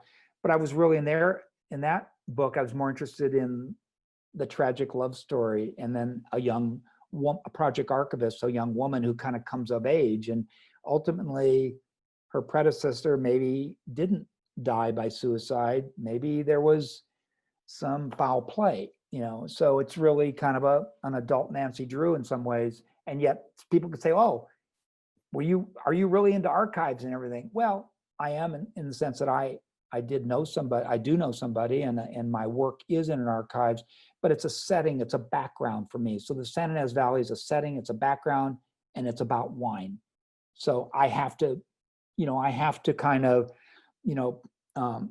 be beholden to that, and when I am, I want to get it right. I hate it when I watch some movie and they pour wine, it's clearly Kool-Aid. I mean, I'm going to get it right. I'm not going to be the person who writes and, oh, there's just wine happening to be in her, I don't know what I'm talking about. And I think I got it right. I know I got it right in Vertical, and because I asked a lot of people, and Alexander definitely got it right in the movie. I mean, they were doing mixtures to make sure Syrah looked like Syrah and Chardonnay looks. I mean, they're serious about this. He didn't want to be called out for being wrong. There's very little, but I think really the main interest there was in trying to, I love making people laugh. I love, and that's what I wanted, to make them laugh. And I love poking fun at snobs, wine snobs. And even though it's funny because Alexander makes Miles a little bit of a wine snob, but the truth is I'm not. People say, oh, Rex, what do you have in your cellar? I say, I don't have a cellar. I'm not that guy. I'm not. My wines that are coming out from Chile, which I'm so excited about, they're all under $15. All of them will come out, 4 wines, and I'm not going to, promote them here or whatever. And I'm so excited about it, And if I go to New Zealand, there will be stuff in the book about wine because my character will be, but the journey will be something almost kind of, meta, I know meta narrative, I guess that's a bad word. It's really, the journey is really into his soul. It's going to start in the North Island and maybe in the South Island. Maybe he meets a woman and she has one barrel of Pinot Noir that she's crushed with her feet. I don't know. I mean, I don't know what it is until I get there, if that happens. So wine will be, it's a component because, and to answer your question actually a little more seriously, I will say this. When I was going to the wine tastings up at Epicurus, one thing, I love language and I love words.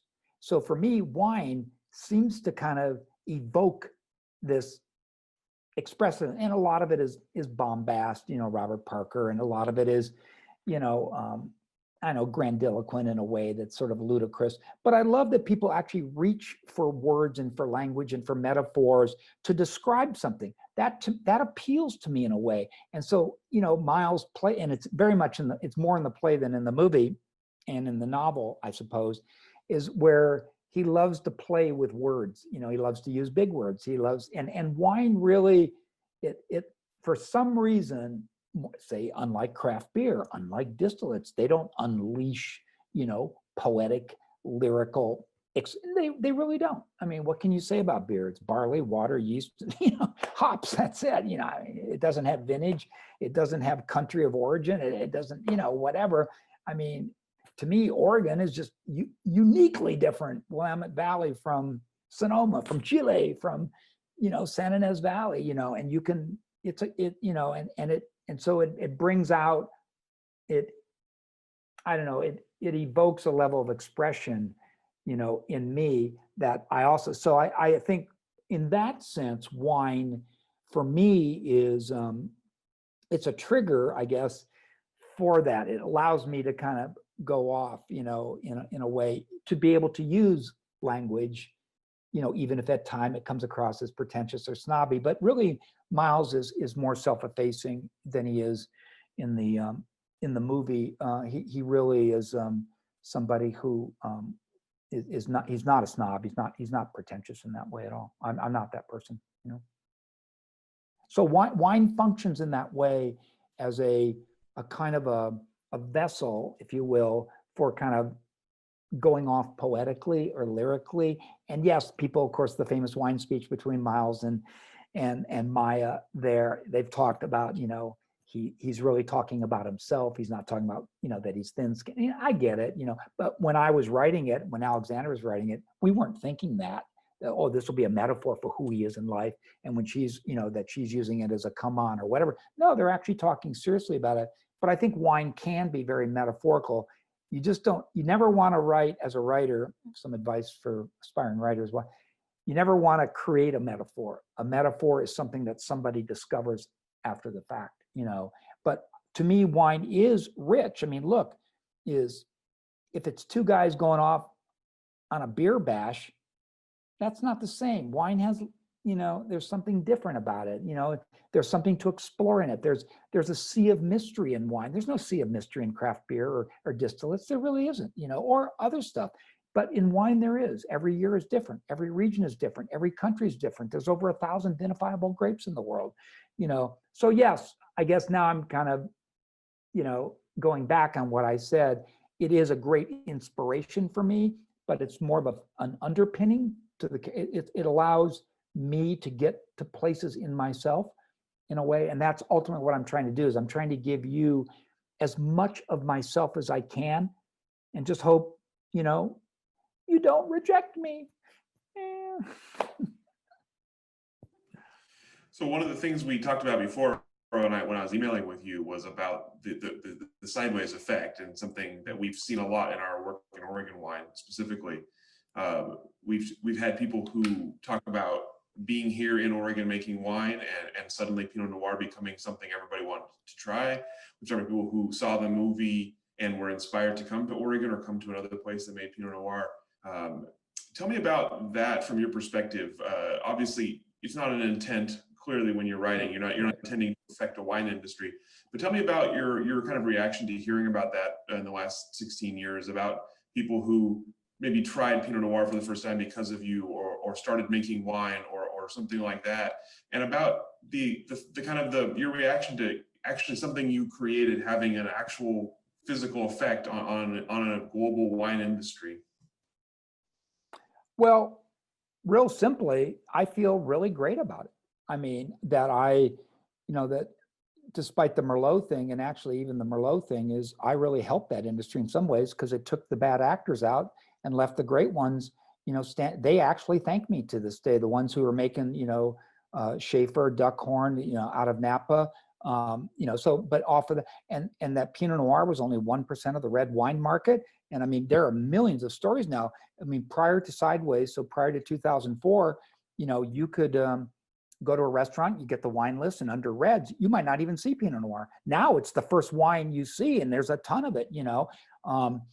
To me, I still think it's an extraordinary grape. I think it is difficult to do. I didn't make this up. I genuinely fell in love with it over Cabernets, over other wines. It's got its own unique sui generis aromatics, and it can be the most disappointing wine. You can buy one for $50 and be disappointed. You can buy one for $25 and be blown away. It's more feminine than Cabs and Syrahs and others. I feel really great that Pinot Noir went from 1% of the red wine market to 7-8%. I mean, you have to measure it not by volume, but by price. And I don't know the figures, and I don't really care. I mean, how validating is that you go up to a place, and suddenly you see, just Pinot Noir stacked in a Whole Foods or a sandwich shop, and they've got Pinot Noir on tap. I mean, that sounds horrible maybe, but my God. And you can say that to the person, hey, there's the Sideways effect right there, because this sandwich shop up there, I forget what it is, Pinot Noir on tap with a Chardonnay and one other wine. I mean, Pinot Noir, I mean, this was a wine that only, a very, very small group of wine nerds really, and basically it was Russian River and it was Burgundy, and you're talking expensive wines here. You've got to have some serious wallet to play with those boys, and so, yeah, people rushed out, and I'm sure a lot of them, even with Pinot, there's been a lot of, we won't name names here, but people have cashed in on that. But certainly it's not just Pinot Noir, it's how many people embraced wine. How many people said, you know what, maybe I shouldn't show up with that bottle of $2 upchuck, which is my phrase, because it makes me look like a Philistine. It makes me look like a crass person. Maybe there actually is something more going on in this bottle. And for the people who are serious about wine, the winemakers, I mean, with rare exceptions, they pretty much love me, I would say. I went, to write an original screenplay in Tuscany, and in a specific appellation in Tuscany called Chianti Classico. It's largely Sangiovese.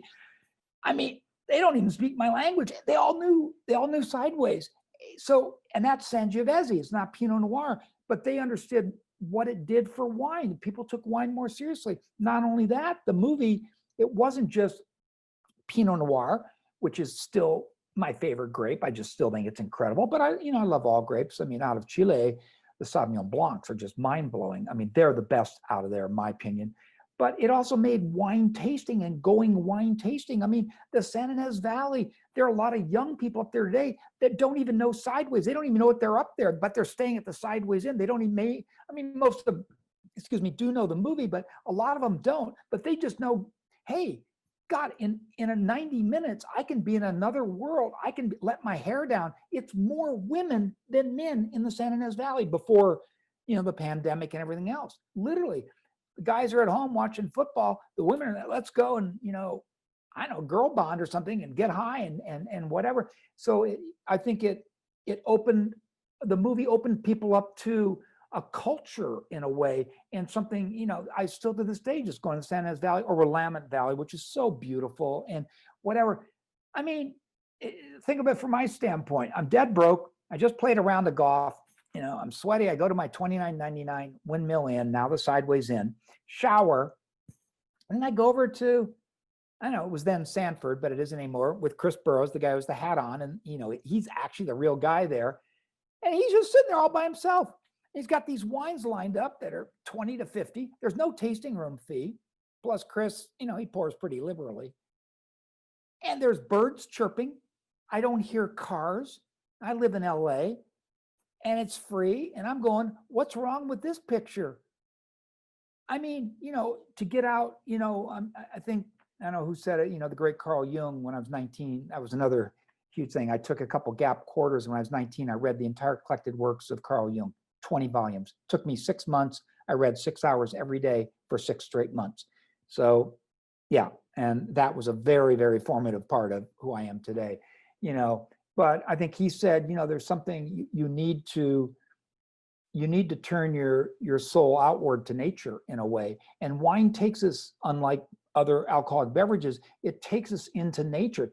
What's more beautiful about being in wine country and just going to, I love that little Fox and tasting room, that tool shed, or being up in Willamette. I mean, to this day, walking into a tasting room just seems like a very civil and relaxing and almost cleansing thing, if you can keep your wine under control, a cleansing thing to do to the mind, when, and that's coming from me, who is struggling and writing and struggling and getting rejected and everything. And you go up there and it's like, God, because I didn't, I've hardly been on vacation my whole life, Rich. I've hardly ever gone, because I don't deserve one. I'm a writer. Most people work, a job and they deserve their 3 weeks off, and they take their 3 weeks off and they pack up and they go somewhere. I don't do that. When I was going up to the San Ynez Valley, I just would be so frustrated and bottled up about whatever it was. I'd just throw my golf clubs in the car, and it'd be 10 in the morning. All the traffic's coming into LA. I'm going out. I'm thinking, okay, well, I'm doing something right, even though I'm not, no, seriously. In fact, my memoir, which is called My Life on Spec, was going to be called Going Against Traffic. I think if the traffic's coming in and you're going out, you're doing something right in life. That's what I feel. And then, soon you're in Santa Barbara. Next thing you know, you're at La Prisma. I wish I could just paint this picture of you of a golf course that doesn't have homes on it. It just has soaring hawks and turkey vultures. The wind would come up. There'd be nobody at the course. You wouldn't have to wait 2 hours for your tee time. And I played a lot by myself. And it just was so relaxing, liberating. And to me, wine is like that. And so I think a lot of people discovered it because of Sideways. Now, there are people in the wine world, I will admit, and I know I'm going to name names. And I had one person, was a little drunk up in the San Ynez Valley. And he said, Rex, it was all going to, and I'd be interested in your point on this. It was all going to happen anyway, Rex. Really? People don't realize how powerful a movie is. You watch Lord of the Rings and people started flying to New Zealand, and they don't even mention the word New Zealand in there. That people just said, wait, where was this beautiful place? But Sideways has actual places you can go to, hitching posts. Frank Ostini owns the hitching post. Trust me, he's very happy.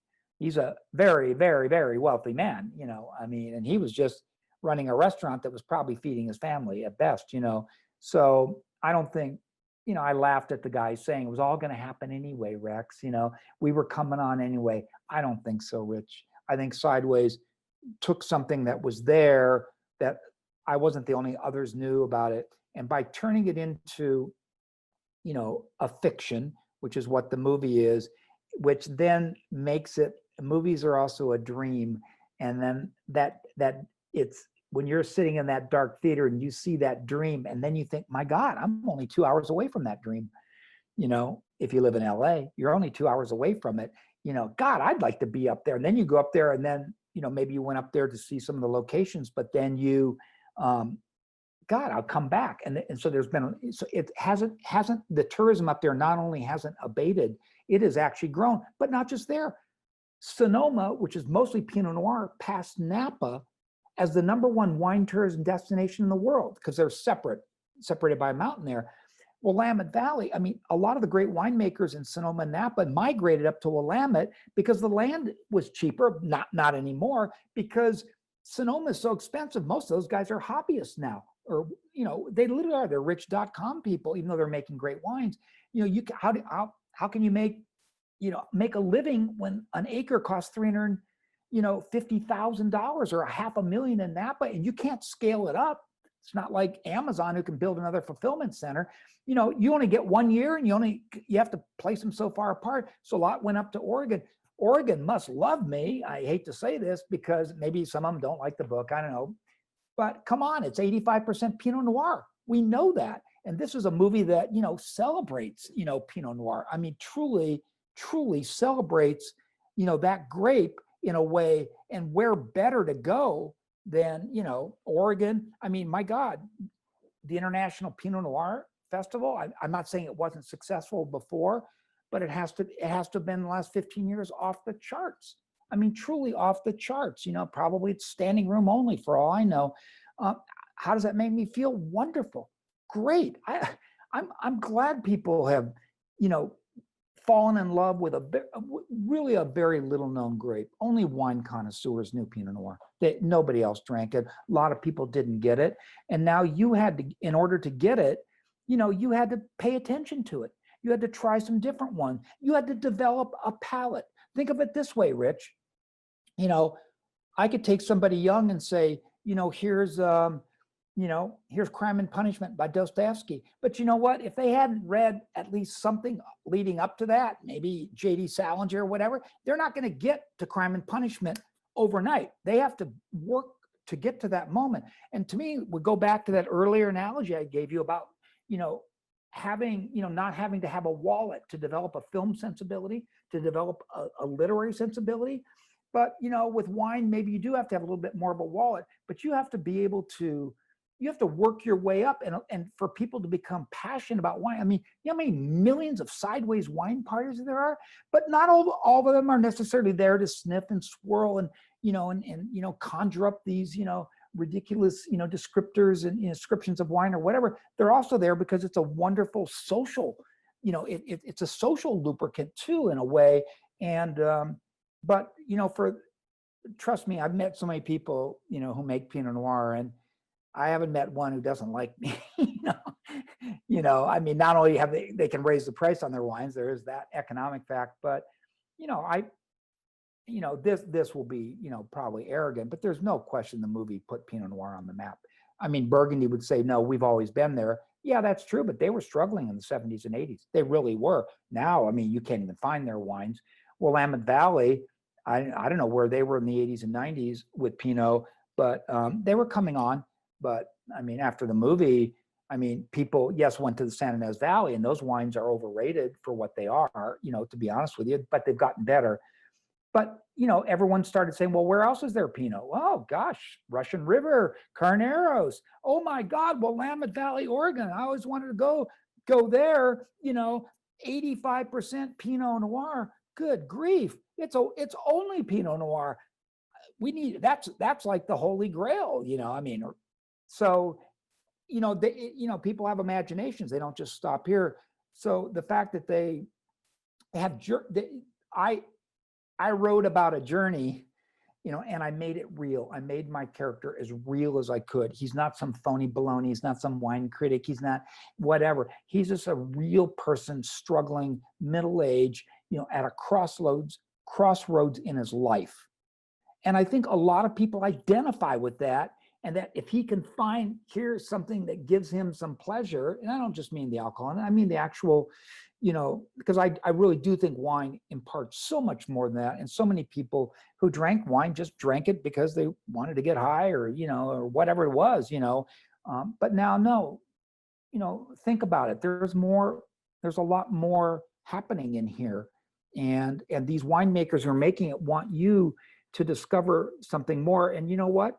That guy who wrote that book and that movie they made, they've got a character in there. That's exactly who he is. He's that guy, you know, he's the guy who, you know, who actually believed that despite how broke he was, that, you know, he could follow his passion.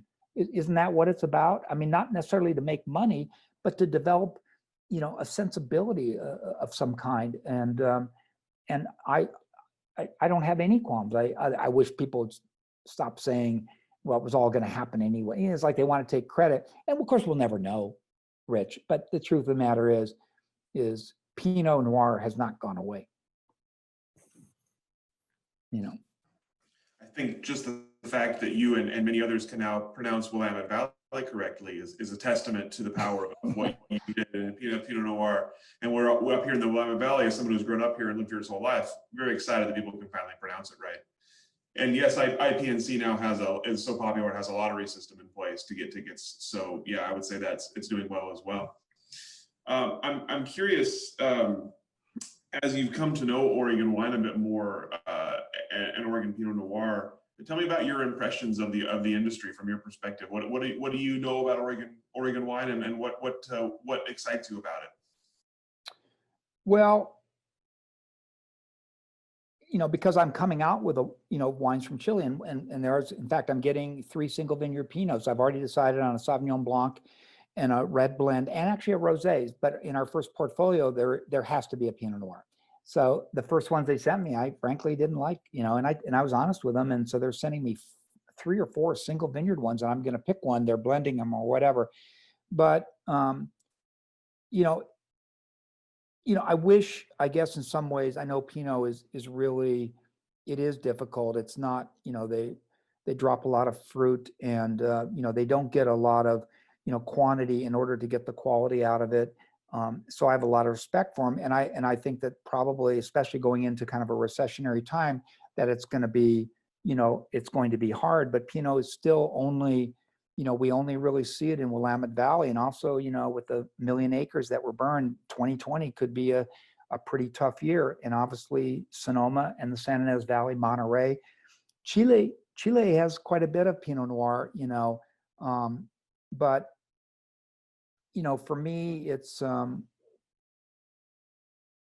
of course New Zealand has about 8% planted in Pinot Noir, but you don't really see that much of it in the world, because it really does, like I'm talking like miles now, it really does only grow in these kind of specific places. But I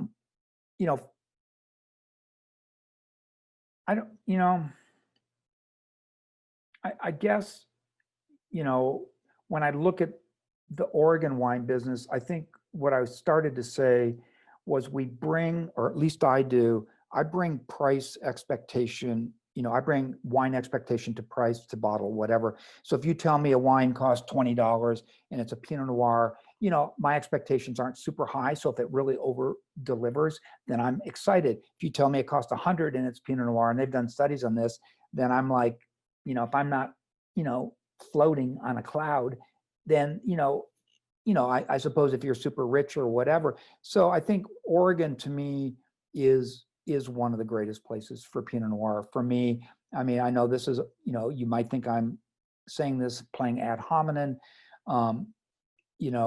because you're in Oregon, whatever, and I get to be in New Zealand. I've heard there's some great ones there. We see very few.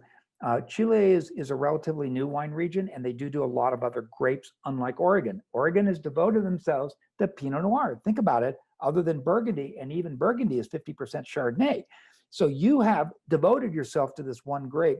But I think because your soils are so different, you have more people up there doing more sustainable and those kinds of things, which I think are giving us interesting flavor profiles. There's a woman up there, she has a winery, and she's just letting, I forget her name, she's a great podcast, and I'll drink to that with her in Oregon, and she just lets weeds grow and other stuff. She thinks, I can't remember her name, I mean, fill it in for me, but what she's doing sounds so exciting, and I honestly think right now that I think for the price that the best Pinot Noirs are in Oregon. I'm going to go on. I think San Ynez Valley, because of Sideways, they make some good Pinots, but they're overpriced for what they are without naming any names. Sonoma is way overpriced. It's ridiculous. And it's because the land is so expensive. So when we take the interesting iron-rich soils of Oregon, we take that colder climate, and you also have one other thing kind of, with climate change, even those 2 degrees, you're going to get longer growing seasons, although you might get more moisture too. So, and I just want to throw that out.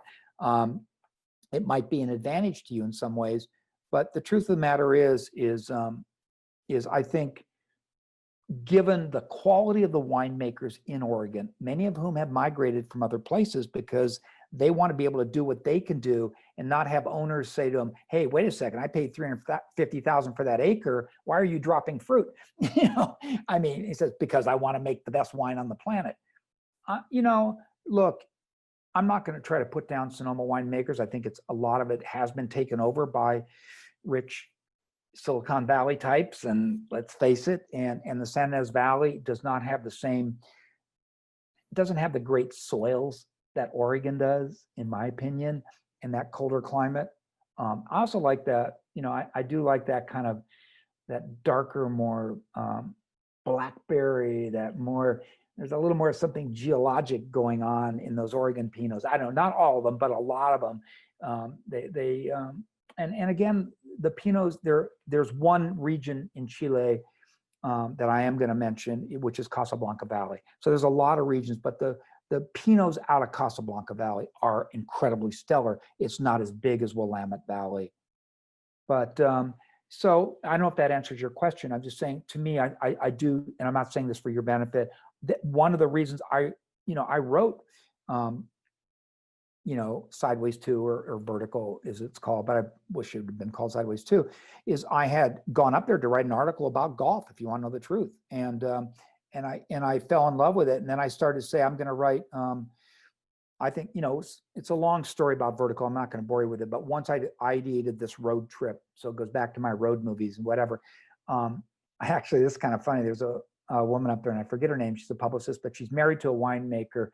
And I said, Meg, I'm thinking of, writing, Miles and Jack are going to come to Oregon, but I don't really know that much about, Oregon Pinots. This is back in 08 or 09. And I'm living in Santa Monica now in a different house, and I'm on the second floor. And she said, okay, I'll send you some wines, Oregonian wines. And this guy from UPS came up the stairs sweating with a box. And I said, thank you. And they said, no, wait a second. And he made 12 trips. She'd sent me 12 cases. Each case had 12 different wines in it. So 12 times 12 is what? I had 144 different, and almost a lot of them were signed, whatever. So obviously they were hoping maybe I was going to, put it in the novel. And I did. So what I did is I had a now ex-girlfriend, and she had a lot of friends, and we had a big party of about 60, 70 people. And I said, I'm bringing over 140 wines or whatever, and I want you to bring notebooks. And the deal is I'm going to pour you for free all night. These wines are 30 up to 70 every bottle. There isn't a bottle here under 30, but you need to take notes because I want to hear what you think or whatever. And they did. Some took it more seriously than others or whatever. And there were about 60, 70 people there. And I learned a lot from hearing, I like listening. I'm very collaborative in that way. And I think that party before and I'd been up to Oregon before, but before I wrote the book, I think that those wines, really, they really blew me away. Frankly, I don't think there was a bad wine in there. I mean, there wasn't a bad wine in there, and I don't think that Oregon has done what some other places have done, which again, we won't name names here. Has anyone gotten really big in Oregon, like where they're producing 1 million bottles of Pinot Noir? I don't think so. I mean, it would be hard to do with Pinot, but I suppose you could do it. But nobody's done that. They've stayed artisanal. They've stayed true to it. I don't think all of them are necessarily making a living at it always. They're doing it. And again, so now I'm coming to, as my brain is waking up here, it's a little bit like art, isn't it? You're doing it for the love of it, and you hope you get the recognition. I suppose the recognition would be, Parker or somebody or Alan Meadows or whatever. It gives you a 98, and suddenly now you can't find your wines and you can raise the price. But, I guess if there was any, negative downside, it's that I've seen a lot of people profiteer off of Pinot Noir, selling wines that aren't worth what they are without naming any names. And I can name a lot because they just happen to be, super associated, whatever. And, but for Oregon and the fact that they're planted 85% Pinot Noir, I mean, I liken winemakers to artists. They take the ingredients, to me, which are the characters and the setting and whatever, they bring them into the, into the winery, and hopefully they don't do too much manipulation, and they let the vineyard, give them that, and they're alchemizing that into something they don't really know what it is in a way. I mean, they really are artists. I mean, sure, it's an ephemeral product. It's an agricultural product. It isn't a book or a movie, but I have great respect for those winemakers, and I met a lot of them in Oregon, and I love the process of winemaking. I don't ever want to. I love asking those questions. I'm not interested in being at like a high-end wine tasting with wine critics and all their adjectival bullshit, whatever. I more rather just have a guy take me into the vineyard and saying, look what we're doing here in this row or something. That actually, when I was in Italy, when I was in Chile, that really interests me. The beauty, that beauty, but also understanding, viticulture and vinification. I think Oregon's doing a lot of radical stuff. I'm sure they're worried about climate change and what it's going to do, but I think it's there's no question it's a region that is principally devoted to that one grape that I so love and extolled and rhapsodized about so lyrically, I'd like to believe, but they're 85% devoted to that. I don't know how many people know that about Willamette Valley in Oregon. Certainly you all do, but and I have to feel that Sideways, even though it wasn't, shot there, and unfortunately Vertical wasn't made or whatever, but that had to have launched a lot of adrenaline into the Oregon wine world, and so makes me feel really great, really happy, I appreciate you talking about the sort of artistic part of things, because that's something that I was thinking of earlier as you were talking about the sort of your reaction to sort of seeing your soul, as you put it, up on screen, as Alexander Payne taking your soul, Yeah. putting it up on screen. We hear that a lot about making wine too. And I'm curious now that you have wine coming out under your name, even if you're not in the cellar making it. I'm curious how you feel about how does that compare to writing something? How does having a wine coming out under your name compare to writing a book? Well,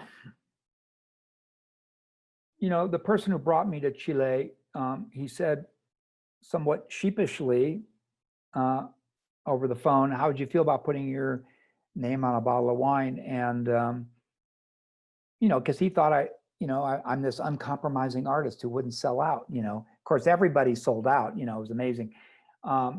And like I said, I didn't make millions off this. I sold Sideways, the novel. We haven't got into that part of it. I sold it for $5,000, and St. Martin's Press, they didn't do any promotion, nothing. I mean, I made less. I mean, I made money when the film went into production because there's that money. So I thought, well, okay, maybe this is time to, leverage something I created that others have leveraged into millions of dollars. I mean, just take, I know, Kathy Josephs of Fiddlehead. I mean, she was lucky to even get in the movie, and there's like a 10-second conversation. You don't even see her bottle. And she went from 750 to 2.5 million gross in 1 year. And I don't know where she is today, but I'm sure she's a multimillionaire, and a 10-second scene. I mean, really, a dialogue. But again, it's not so much about the money, maybe, I said, I love Chilean wines, and I know that because the land is so much cheaper down there, that that they can produce high quality at a lower price point. And I would really, for me, my philosophy is simply, I want the wine to be non-elitist. I understand why wine costs a lot. Sometimes it is the land, like Burgundy, which is fabled, and there's only so much of it. I understand with Sonoma, it's just simply because the land is so expensive, period, when they turn it over. In Chile, it's their wines overperform for the price. So, if I can come out with a wine that can be enjoyed and be at a completely affordable price for, a younger generation coming along who may be moving to craft beers or moving to whatever they're doing, it's kind of fun to, because I've been an artist all my life. So this is, I'm being a bit of a businessman more, but because I'm involved in label design, I'm involved in marketing and other stuff, but I have a partner who does most of that. I don't just sit back and put my name on it. I am heavily involved in this. I've been to Chile twice. That's a long flight. I just went a year ago. I was in Sao Paulo, Brazil for a launch of one wine, but we're actually coming out with 4 now. We're we're rebranding it, but it was huge success, the first launch, so it's, it's work. It takes me away from my writing a little bit, but if it gives me a revenue stream that will take me off into the sunset, and people love the wines and whatever. I'm not trying to say, I'm not going to name celebrities who just slap their name on a label, but there are those, and then they think they can sell it. Colin McGregor puts his name on a whiskey. Who knows if he even drinks it, whatever. Or I know Cameron Diaz just put her name on a Pinot Grigio and she's happy it's sustainable and, whatever, I mean, I am somebody who does love wine. I am somebody who did write a book. It would seem to make sense that, I mean, I at least I'm eligible to put my name, and if I can be passionate, and I can be passionate about Chile. I love the country. I think that it has tremendous potential. They've already shown that, but they're, they maybe don't have all the resources that, Willamette Valley has, or maybe, but they, and they're growing a lot of different grapes, but they have a lot of different, really, it's topographically the most diverse country in the world by far. If you know anything about Chile, I mean, you start in Santiago in the middle, you go north, it gets very desert-like, and there's vineyards up there. And you go south, it's much more lush. You go inland, it's almost like Africa. I mean, it's topographically, it's an incredibly diverse country and it has so much potential. So I can be, as I got passionate about Pinot with Miles and the San Ynez Valley and going up there, whatever, I can be passionate. If I can be passionate about something and you can, and we put out a product that, is good, and it over delivers for the price. I don't feel like I'm selling out. I don't have any problem with that. And it's not like, but I will admit there's a part of me that, it's not like, I write a novel and I sell, I don't write necessarily best-selling novels, quote unquote. I mean, Sideways has sold maybe 250,000 copies, but that's with no promotion. It should have sold probably 2 million copies, 3 million. So, and people are reading less and less. I don't, I feel, like, I earned the right to do this. I mean, it's not like I'm just jumping in and putting my name on a craft beer or something. I'm not doing that. So we've talked a bit about during this chat about all the kind of current and future projects you have. You have the musical, you have the Archivist coming out. You're working on your autobiography. Is there anything else about any of those you want to talk about now, or any other future projects you have, either you're working on now or things that you have on the horizon? It's funny. I planted all these seeds. I used to only have one thing going in my life. There was La Prisma. That was it. But I didn't stop. I wasn't going to just wait and see if it got published. And then it was Sideways, and that was it. And now I planted all these seeds, and and it seems like I'm lucky. I'm a very fortunate person. A lot of them have come up. So the wine, I didn't know what was going to happen with that. It was a real struggle with the first winery, but now that's really come together. A guy called me out of the blue from New Zealand and said, "Hey, would you like to write, a fourth book, a tetralogy?" And I said, "I'll think about it." And that's led into a wonderful conversation. And it just so happened, theater shut down and they're COVID free. And we could put on the musical there. The musical came out of the play. A friend of mine is a composer, brilliant. And he said, "Rex, this should be a musical." And so 3.5 years ago, I wrote the book, the lyrics. Since then, we've got 15 songs. Unfortunately, theater shut down, but we have almost the entire musical. And so, the Archivist came about as my papers being taken at Geisel Library at UCSD, my alma mater, and meeting the woman who processed my papers, the Rex Pickett papers, and realizing this was another world. I'd like to get away from wine and go into, and I had to find a story. And I'm really excited about that novel. It's a long novel. I mean, it's like 580 pages. It's big. And so I'm really excited to the reaction to that. That could be a series, and probably, my autobiography, I hope, will be, because it's long, is something I really wanted to write, because I have really lived this life on my terms, not always because I wanted to, but I've lived these, life on my terms. So, as somebody once said to me, "Rex, you must live a charmed life." And I said, well, you wouldn't want to live the life I've lived in order to live the ostensibly charmed life I'm currently living. The key word being ostensibly, and also the key phrase being you wouldn't want to live the life I've lived in order to live the ostensibly charmed life I'm currently living. But the autobiography, yeah, there's some score settling in there. I want people, I will, you talk about bearing my soul. I'm bearing it in there. Volume 1 is written. It's done. Now it's now on to volume 2, volume 3. I have to go back and reread volume 1, and there's going to be some people, probably going to be a lot of lawsuits.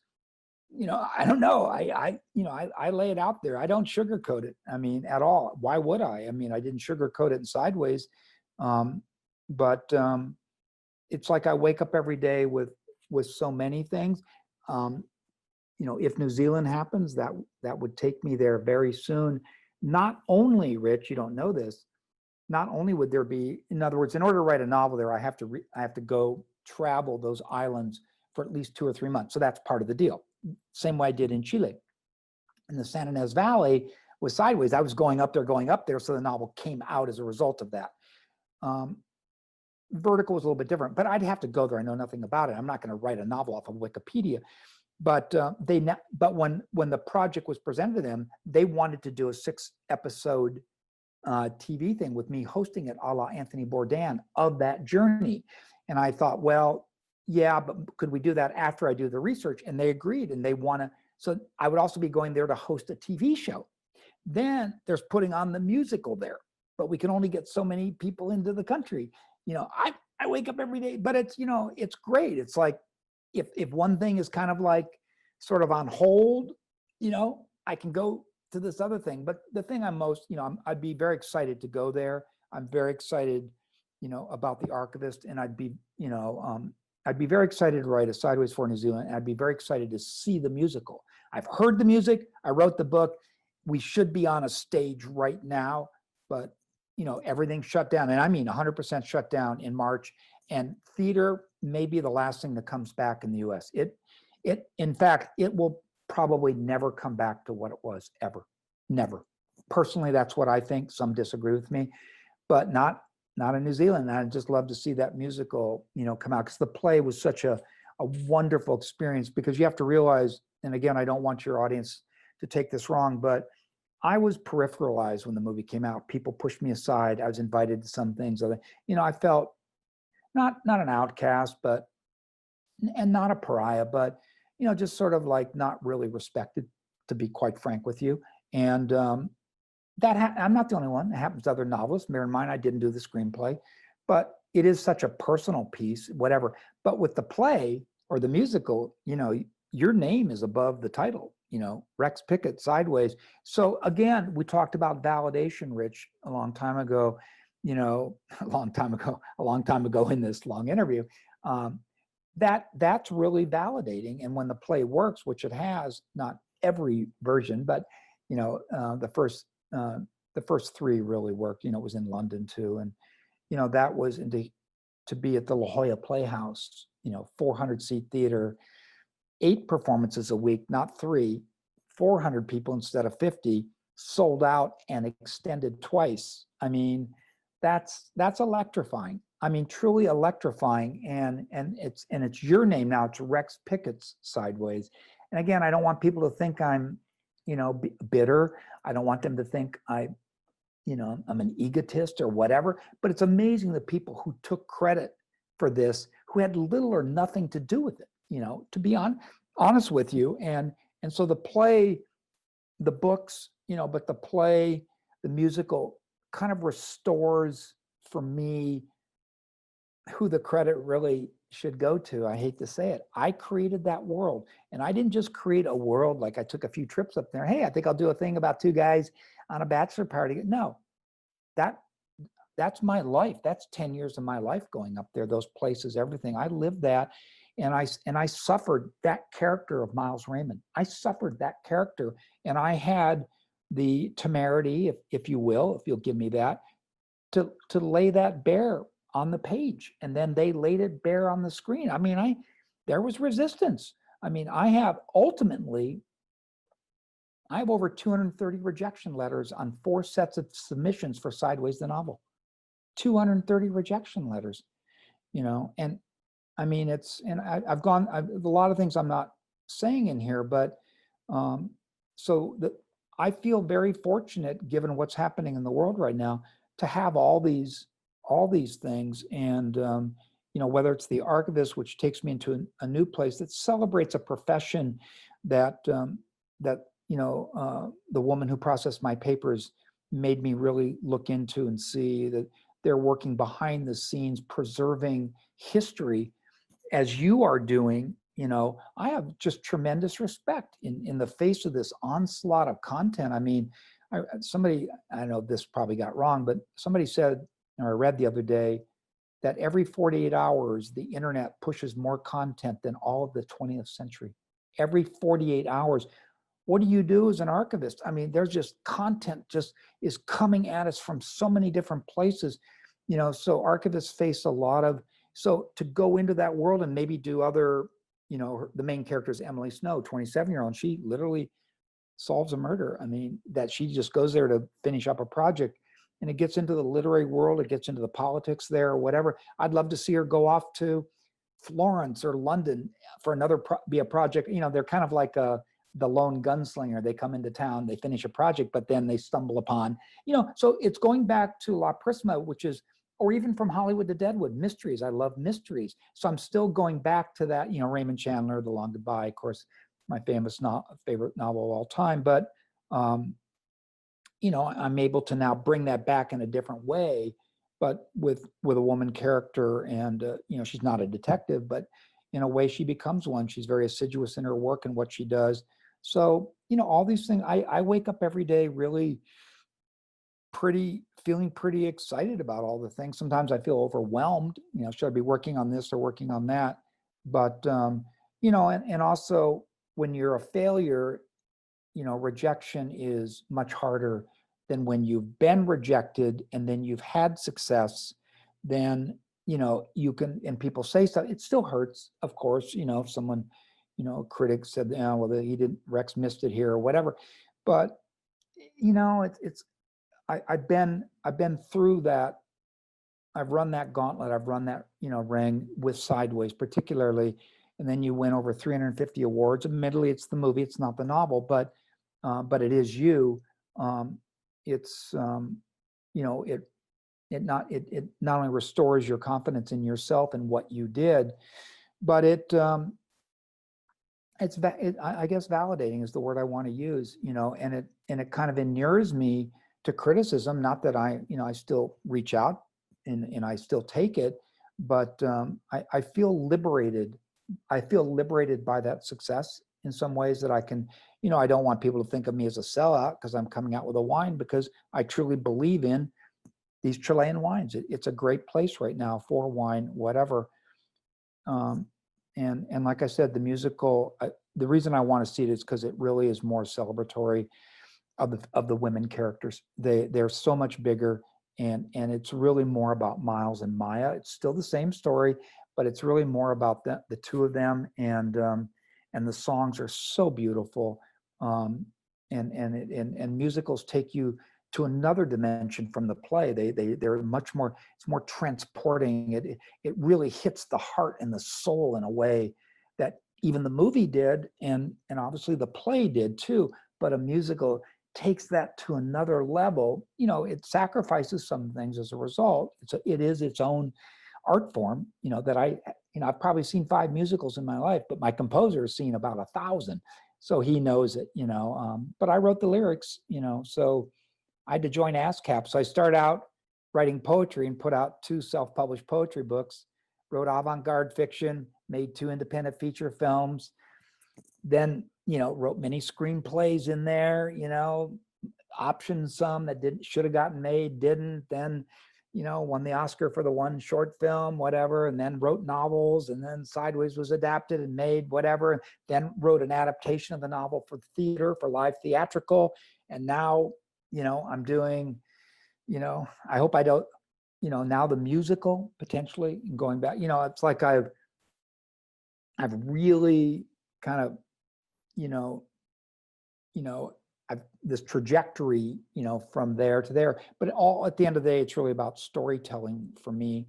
telling a story. And but if you're going to tell a story, I think you have to really, at least for me, I have to believe in the characters. I have to believe in the in the subject matter. Say in the case of Sideways, the wine is not any made up thing. I mean, that is just a genuine passion for Pinot Noir when I discovered it.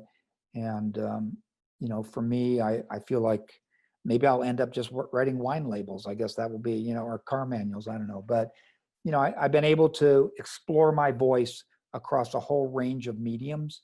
And, I feel, I don't want people watching this to think, I feel like I have, more years of some great projects in me, but I feel like there's more projects than I probably have years left to explore. But, I really did go to a very dark place in '99 when I wrote Sideways. And I was really left for dead. And I literally magically, just through sheer perseverance or whatever, came out the other side. And now I'm kind of, enjoying some of the, pun alert, fruits of that success. But, people want me to write things and maybe come to another country to explore. Like I said, I was in Italy for 5 months writing an original screenplay, didn't get made, but that doesn't matter. I still got to meet wonderful people. So this thing that I've done, it's been a lot of suffering and a lot of loneliness and a lot of living on the edge and being destitute. A lot of people couldn't live that way. But on the other hand, I've lived my life on my terms. And that's, I consider that to be, a success. I don't really care about having like some 5,000 square foot home and 3 BMWs in the garage or whatever. And I don't have that, obviously. To people who know me, I don't care about that. I only care about one thing, and that's free time. Because in free time, I can make it happen. Because I have no problem getting in the chair and typing. I've got, I can just start. In fact, actually, The Archivist is a very long novel, like I said. And I originally wrote it as a teleplay, and then I got a call from Blackstone Publishing. We love your writing. We've done 3 audiobooks, but we're now in publishing. I said, well, yeah, I'd like to do. So the teleplay was an adaptation of a novel that I hadn't written, if you think of it that way. Now I got a chance to write it so I wrote 8 episodes of the teleplay. But when I sat down to write the novel, I wrote the first draft in 90 days. And this is over 200,000 words. So it just pours out of me now. I'm not one of those, guys who's like, writer's block. I don't have writer's block. I know where I'm going. I won't write unless I have an ending. Seriously. I won't write unless I have an ending. I won't write until I can hear the characters in my head. But once I do, that, people ask me about that. To me, that is such a pure thing, writing for me. It is such a great joy. The worst part, and even to this day, and I don't want to go into recent stories, but is then taking it to the world. And, see, there's some similarities there with winemakers. Take Ken Wright, great winemaker up there. I mean, he's making high-end stuff, $80 Pinot, single vineyard, whatever. I just threw out his name or whatever. He's still got to go, and some asshole critic might give him a 91. He probably wants to commit suicide. You don't understand my wine. I'm trying to, whatever, and by the way, the name you sent me, I think that is exactly who it is, Mimi Castell, who's doing such extraordinarily, things in the vineyard. I give her some, and we need to get more women in the wine business. They actually have more taste buds than us. So they're actually, better at that. But, so even they are, they're like taking something to the world. That's such the hard thing to do. The writing, the making the wine must be, stressful, but pleasurable for them. They watch the grapes, grow, and they pick them in. It's exciting. There's an exhilaration in that. But then you got to bottle it out. Now there's these, wine critics, and same with books and movies. There's that guy, I don't know about this, that part I hate. And the business side of it too, the business side of selling wine. I wouldn't want to be, I have other people involved in that part of it, and being rejected. I guess that's what it is. It's just, part of the art world is you have to risk rejection, Rich. That's it. And I've risked it, and I've taken it big time, many times, and still do. But you know what? I do have, you're lucky if you set out on the path that I set on, which I didn't choose, it chose me. I could only be this, I couldn't be anything else, is, if you come out of it with one legacy work, that's a successful career. One legacy work, it's a successful career. And I have that. I hope to have others. And there's been, variations on it. Of course, Sideways the play and stuff. But if I sitting in Claremont, this little, cookie cutter neighborhood built here, for military families, whatever. And I grew up there with a bunch of, pot smoking surfers, half of whom are probably dead now or whatever, that I would be here talking to you and talking about the things we're talking about. I don't know what it was in me, because where I come from, it's not like growing up with, a family of intellectuals in Manhattan, or I don't know, that I would have been exposed to incredible literature when I was 9 years old. That didn't happen to me. I had to find it, and like I said, I give a lot of credit to UCSD. I give a lot of credit to a couple people there in particular, and a lot of credit to my buddy Carl Jung and those 20 books, because that changed my life, that 6 months of reading him. And then from there, it's, you've got to, you've got to live with, you can't control what the world is, it's not, as I'm fond of saying, life is not a meritocracy. It just isn't. There are people who've made a lot of money as writers or filmmakers who, frankly, I don't think deserve it. And there's some who were really great and fell by the wayside because they couldn't handle it. They couldn't handle the life. Others who maybe had posthumous fame, whatever, winemakers who pour their heart and souls into stuff and they're hardly getting by. And then they look at, I don't know, and just throw out Kendall Jackson or something. They're making millions selling swill. I'm sure they'll hit me saying that, but it's they probably even own Oregonian wines. But in all fair, life is not a meritocracy, but what makes you happy? For me, it's simply that, that I have the free time to, and people paying me, not a lot, but, to write what I want to write in an uncompromising way. That's all I ever could have, and I don't have to go and punch in and punch out of a job or whatever.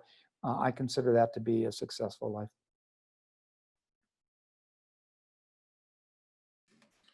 Well, that is fantastic, Rex. And I think we've covered a lot today. And I know we sat down for an hour, and that was like many hours ago. So I really appreciate your time and your stories, your candor, and your thoughts about your life and your work and about wine. And I'm going to go ahead and let you off the hook. Thank you, Rich, for having me. And, I just, great love of Oregon, and just the fact that, you have this archives, and what you're doing is, and I mean this from the bottom of my heart. It's, I think you're, it's really, paying respect to history, in your case, wine history, and it should be documented, recorded, and preserved for future generations to explore if they choose to do so. My hat's off to you and what you're doing up there. So anyway, thank you so much. We appreciate that, and we're all right, Rich. Excited to add this to the collection.